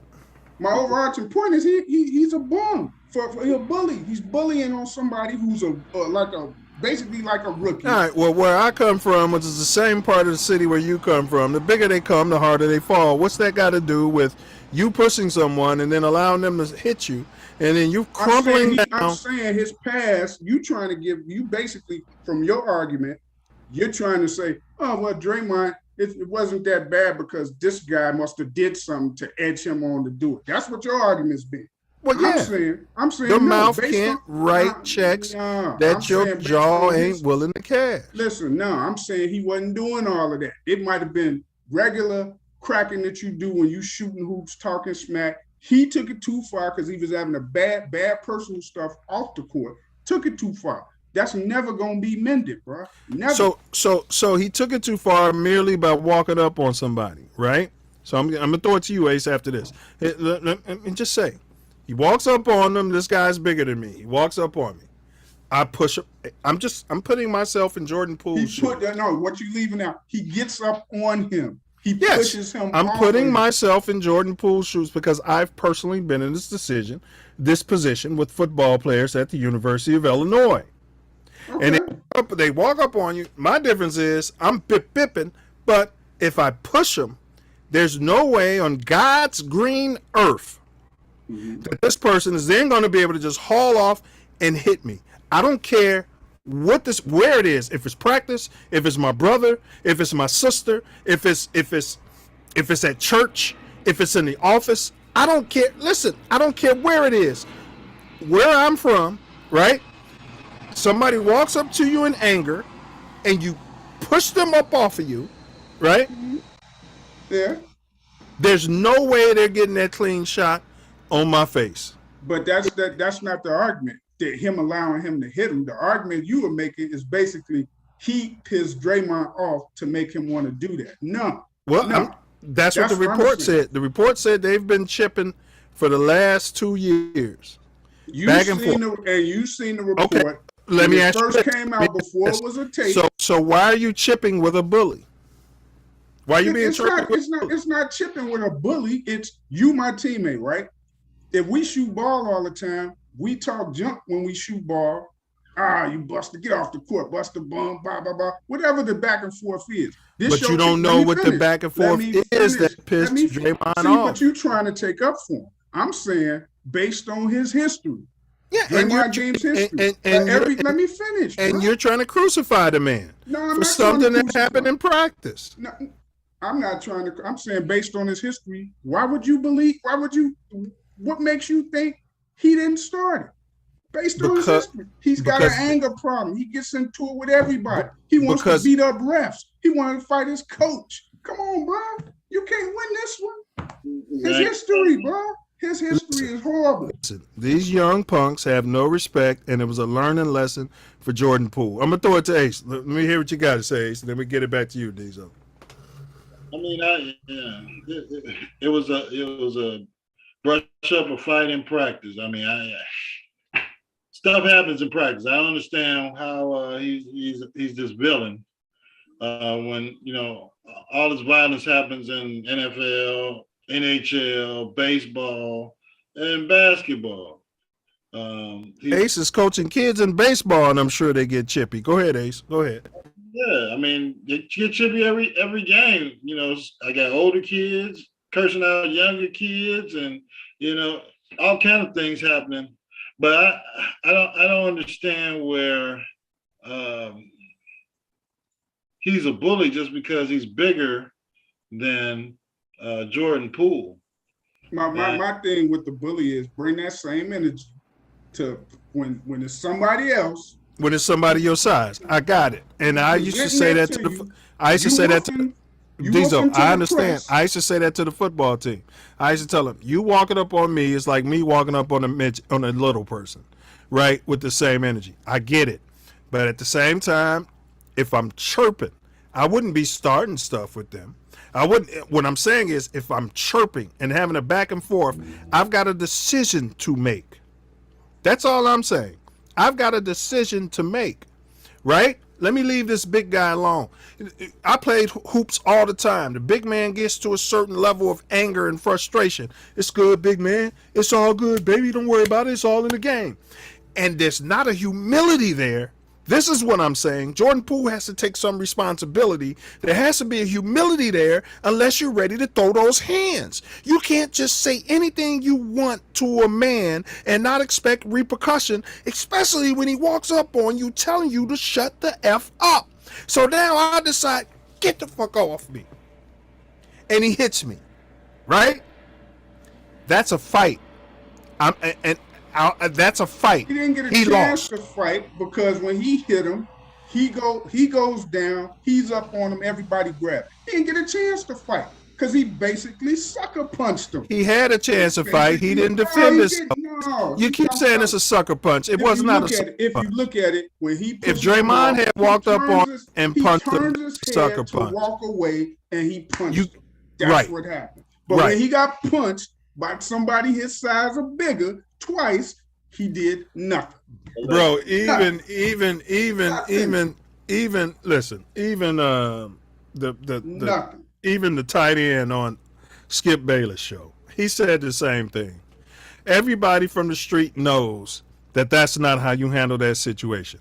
I don't understand why you're defending it. A person walks up on you in an aggressive manner, and you push them away, and you turn your head and walk away. It's complete nonsense. No. You're always a man. You are always justify the fight. I'm not justifying. I'm not justifying the fight. You're saying it was a sucker punch, and I'm saying it wasn't a sucker punch based upon these basic principles. It was a sucker punch. Had he walked up, it wasn't like after he pushed me, he said, "Let's get down, let's get down." No, he snuffed him. No. He snuffed him. After somebody pushes you, it's a fight. Bro. We agree to disagree. I think he snuffed him. I don't think you know what a sucker punch is. Okay. Had he walked up on him and just hit him, that's a sucker punch. No, I think he sucker punched. Had they been standing there talking and he hit him, that's a sucker punch. When he pushed him off from, he could have said, "We got to get in. Let's get in." No, he just lunged at him and hit him when he turned. So we're fighting like white boys now. Y'all been talking. Hold it. Y'all been talking. We talking crap. We talking crap back and forth. I walk up on you and you push me. All right, come on. You in the place. Put your place up. Don't nobody do that. Okay, so you want to act like you're in the street? Then that's different. Go outside. You in the gym and everybody watching. It's a practice. What you acting like you in the street? What do you mean everybody's watching? It was a closed practice. Everybody on the team. Everybody on that team was in there. You see all them people in there, coaches and everything. Those are your teammates. People who have brothers. That's right. It's still your place brothers of from the business. same mother fight, Diesel. That's their place of business, bro. That wasn't like two brothers. Families fight. Brothers yes, from they the do, but that wasn't like no family fight, bro. That wasn't no family fight. No. Well, we're going to disagree on the sucker punch. Ace, what you got to say about this? I mean, they're co-workers. I mean, they're not family. They're not friends. They work together. They play together. You don't have to like this guy to play ball with him. You don't have to like him to win a championship with him. But apparently, whatever they had got into between one another, the crescendo was this push and this punch. Now, it was a crescendo. I'm sure, Ace, I'm sure Draymond told him to what? STFU. I'm sure he told that boy multiple times, shut the fuck up or you're going to get your ass whooped. Well, Draymond's from Flint, ain't he? I'm sure he told him that. Jordan Poole's dad is from the city of Chicago. Jordan Poole was raised in Milwaukee, Wisconsin. It was just a fighting town. You cannot be pushing a big man and then turning your head and walking away talking about, I thought this was practice. If you thought this was practice, you shouldn't have pushed him up off you. Now you know. Yeah. I just think that in this day and age, where fights happen, Michael Jordan punched Steve Kerr for God's sakes. Right. Was he a bully? Within a practice. practice. He punched him within a practice while they was arguing, and Steve Kerr actually pushed him first. And then That's what Poole did. Oh, but they were actually on the court playing. They were playing. No, they weren't playing. They were playing. They were on the sideline. Bro, you watched the video? They were all on the sideline defending each other. No, he's on the sideline. He's standing over here. Drill he's over here. Steph Curry at the free throw line. They were practicing. Yes, it was a practice, but they wasn't practicing at that moment. He's standing under the basket. He's standing over here. Because it was a dead ball situation.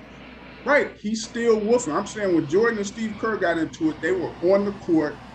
Jordan was complaining. He kept getting fouls. Steve Kerr was talking stuff because he started playing him tough. Steve Kerr pushed him, and then he punched him. And he did the same thing to Will Purdue. 7 foot tall. He punched Will Purdue. Because people are woofing. Okay. And they get socked. You get socked. What's the problem? Did you see Jordan go and do that to somebody like Oakley? Do that to somebody like Horace or Bill Cartwright? Nope. Did you see Oakley or Bill Cartwright talking that type of crap to Michael Jordan? Nope. We never heard about it. Well, you wouldn't. No, I heard Bill Cartwright did. Bill Cartwright got on him for talking stuff to him. Correct. Bill Cartwright did and checked him. And he said, hey, you're going too far. And Michael Jordan didn't say, shut the F up, Bill Cartwright, and push him. You know what he did? No, because he knew. All right, I can't go there with this. That's my point. But it was at that point. No, Jordan Poole should have known. Nah, bro. Nah, you trying to get Draymond a pass? He got his history. Jordan Poole should have known. Jordan Poole don't have no history like that. And if he knew Draymond's history, he should have known. No. It's still you a young dude. This dude's supposed to be a mentor, so to speak, on this team. Correct. You don't think he's gonna be trying to do bodily harm to you at a practice? Come on, man. That's your place of business. Man, people get punked at practice all the time. You don't do that. Look how many NBA players say you don't do that to a young player like that. Look how many NBA players say it happens all the time. Not like that. Not like that. Yes, fights happen, but it's not like that. Not with young players like that. It doesn't usually happen like that. Not from an older player. It might be two young players. Shaq was about to beat the dog shit out of Kobe. What are you talking about? The whole Lakers were about to beat the dog shit out of Kobe. They wasn't young players though. They've been in the league for years. Kobe was. Shaq and Kobe. They had been in the league for years. They had already won a championship when they was about to fight. So yes. They had already won a championship when they got into it. That's when he led. Matter of fact, they had won 2 or 3. That's when it led to him leaving LA. So it don't happen like that with young players, with older players, especially ones that's kind of like your mentor, so to speak, trying to help you come along. So if you're a mentor, talking shit to him, go ahead, Ace. You act like all these guys are friends because they play together. It don't work like that. I ain't talking about they all friends, man. That's what you just said. No, I said as far as you're working. He don't care about Jordan Poole at all. So why is he Why is he his mentor? I said a mentor, so to speak. You're supposed to be helping him come along. The point is, older players. How can you help someone who's talking shit and being disrespectful for 2 years? I'm just saying just listen to me. We listen to your assessment about the offensive. You saying he's talking shit to him for 2 years against Justin Fields. So you've got to at least listen to what we're saying about. I heard what you said. I don't agree with you. So you're saying older players should not be disrespecting younger players by socking them in their face. No, not like that, bro. Disrespecting children by disciplining them. Not like that, no. But then if that's the case, then the mentee should not be mouthing off at the mentor. No, he wasn't, man. And that's been said you're that trying to take up for this dude, bro. No, his history, bro. No. Man, absolutely. He gets into it with everybody. He's got anger problems. He bringing his stuff from off the court on the court. And look what it has him doing to his teammate. Nah, bro. Nah. Find another example. Give me a different example. Maybe you can make your argument. The different example is if it wasn't on tape and if Poole had defended himself like every other black man in this fucking country, we wouldn't even be talking about it right now. You can't push somebody up off you and then walk away and get fucking stole on and then say you were sucker punched. Bullshit. The man walked up on you and asked you what the fuck you want to do, and you pushed him up off you and walked away, if that's what your assessment is. That's what I'm saying. Doesn't matter. That doesn't matter. You still talking about that the reaction and the action of the fight. I'm saying he should have never did it. You don't let that get to that But Poole point. shouldn't have pushed his mentor. He should have got off. He shouldn't have been on him. You can't. So he should have walked away, right? No, like he walked away after he pushed him. He could have walked away when he walked up on him. He could have walked away when he could have. He was backing up. He kept leaning on him. But he chose to push him. Nah, man, He chose to push. You cannot alleviate that. You cannot. You're trying to make excuses for him. So let me ask you: why didn't Poole just walk away when he walked up on him? Because he kept pushing up on him. Why do he gotta move? He don't gotta move. Why he gotta move? Walk away after he pushed him. He's walking over to him. He minding his business. He's avoiding you, and you come over to him. Okay, so Poole's a perfect little choir boy, and you always want to hold the nuts of the. Well, that's what you're saying. You're saying Jordan Poole was a choir boy.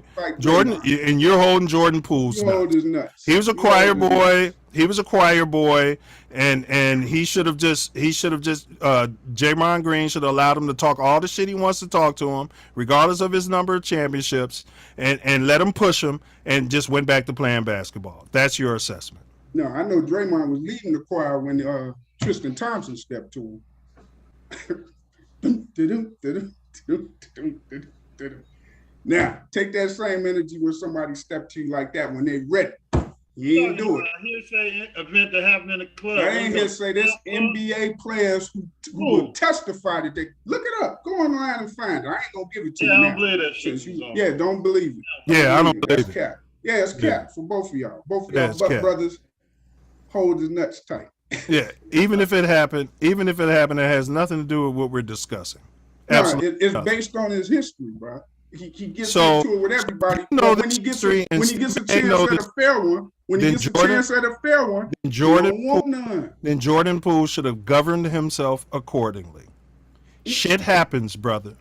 Shit happens between men. Move to the next subject. We done with that because my opinion ain't changing. Y'all's ain't either. Shit happens. Next subject. I mean, even your story, you saying he was apologizing to this guy, so then he sucker punched him? Who? You said he was apologizing to Tristan Thompson. No, so Tristan Thompson sucker punched. He didn't sucker punch him. He was like, no, I ain't going. So wait.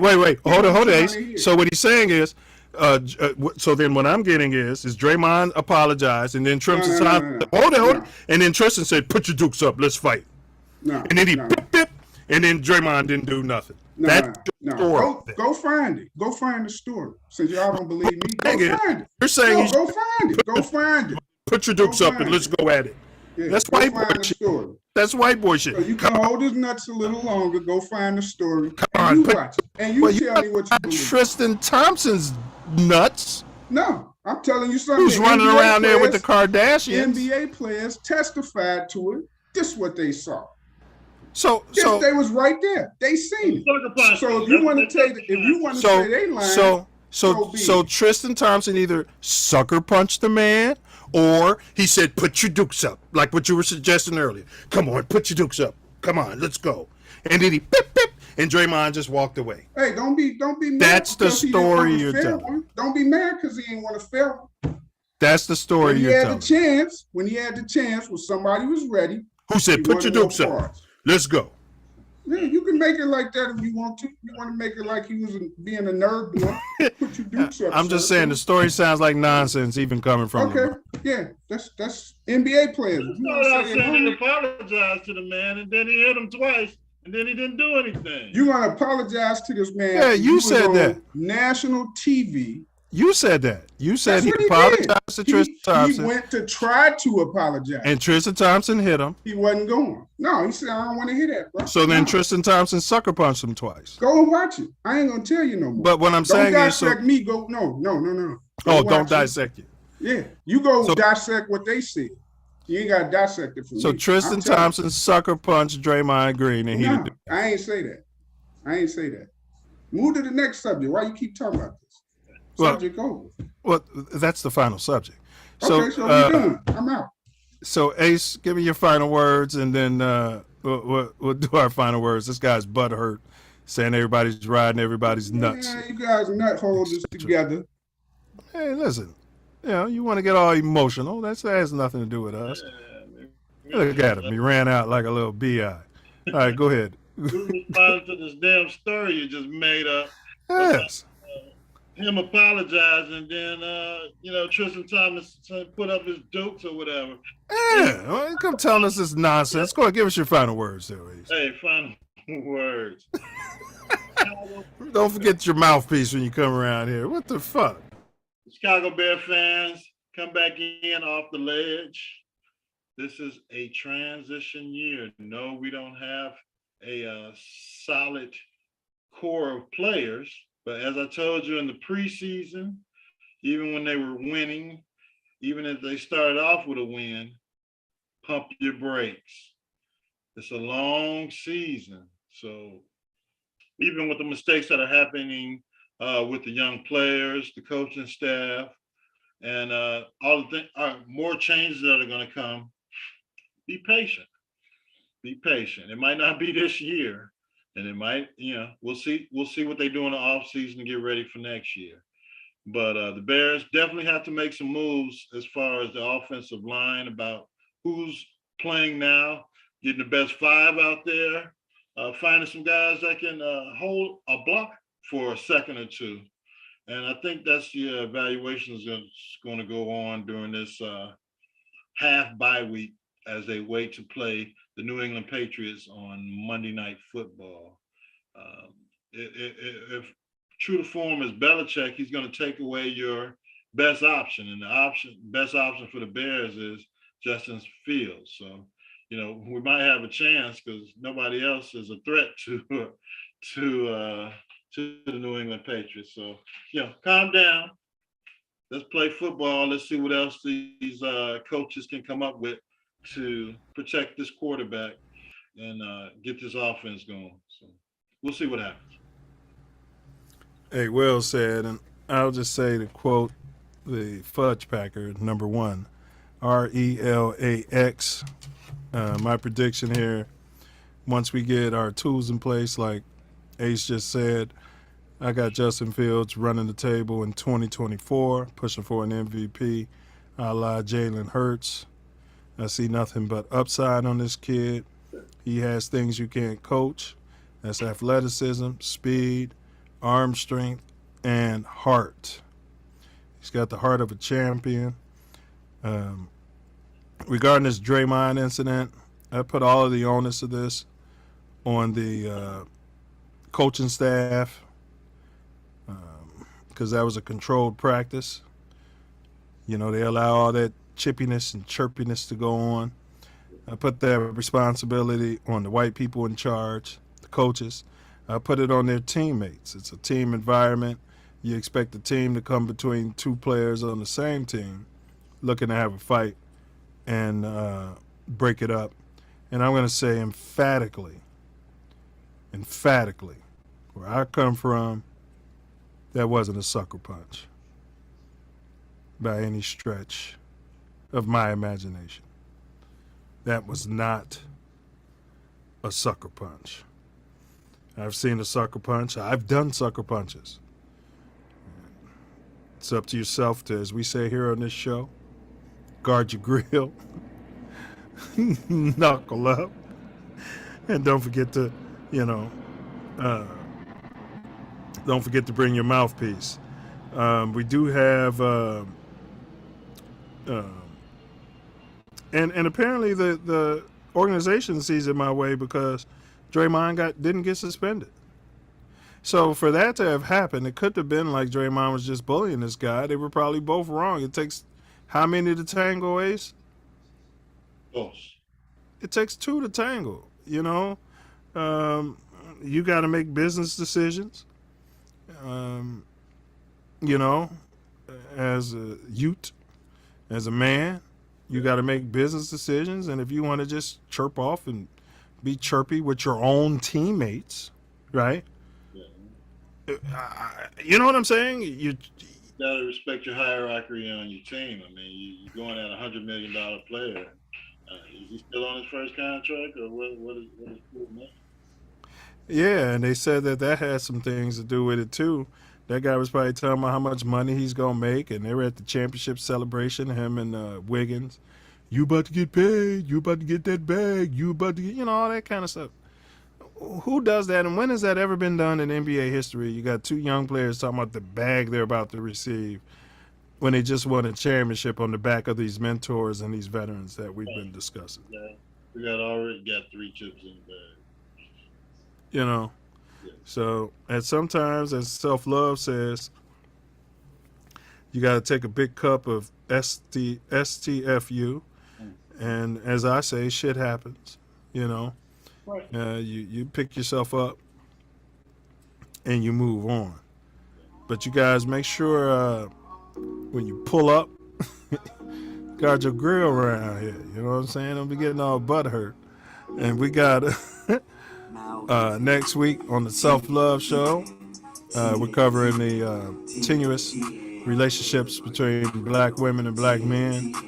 Why are black women the least likely to be married in these United States?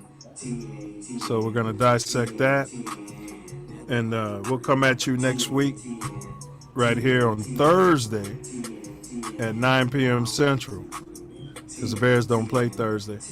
We'll have some more hot topics for you. And you guys, as we say, make sure you bring a cup when you come here. I may be drinking water. As you sliding through the great windy city, or the wonderful city of Inglewood, make sure you're checking your 6, watching your back, guard your grill. You better guard your grill. Jordan Poole, you better guard your grill. Knuckle up.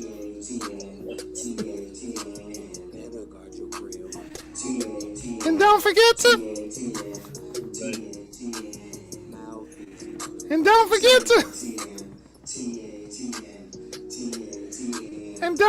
to bring your mouthpiece. Yeah?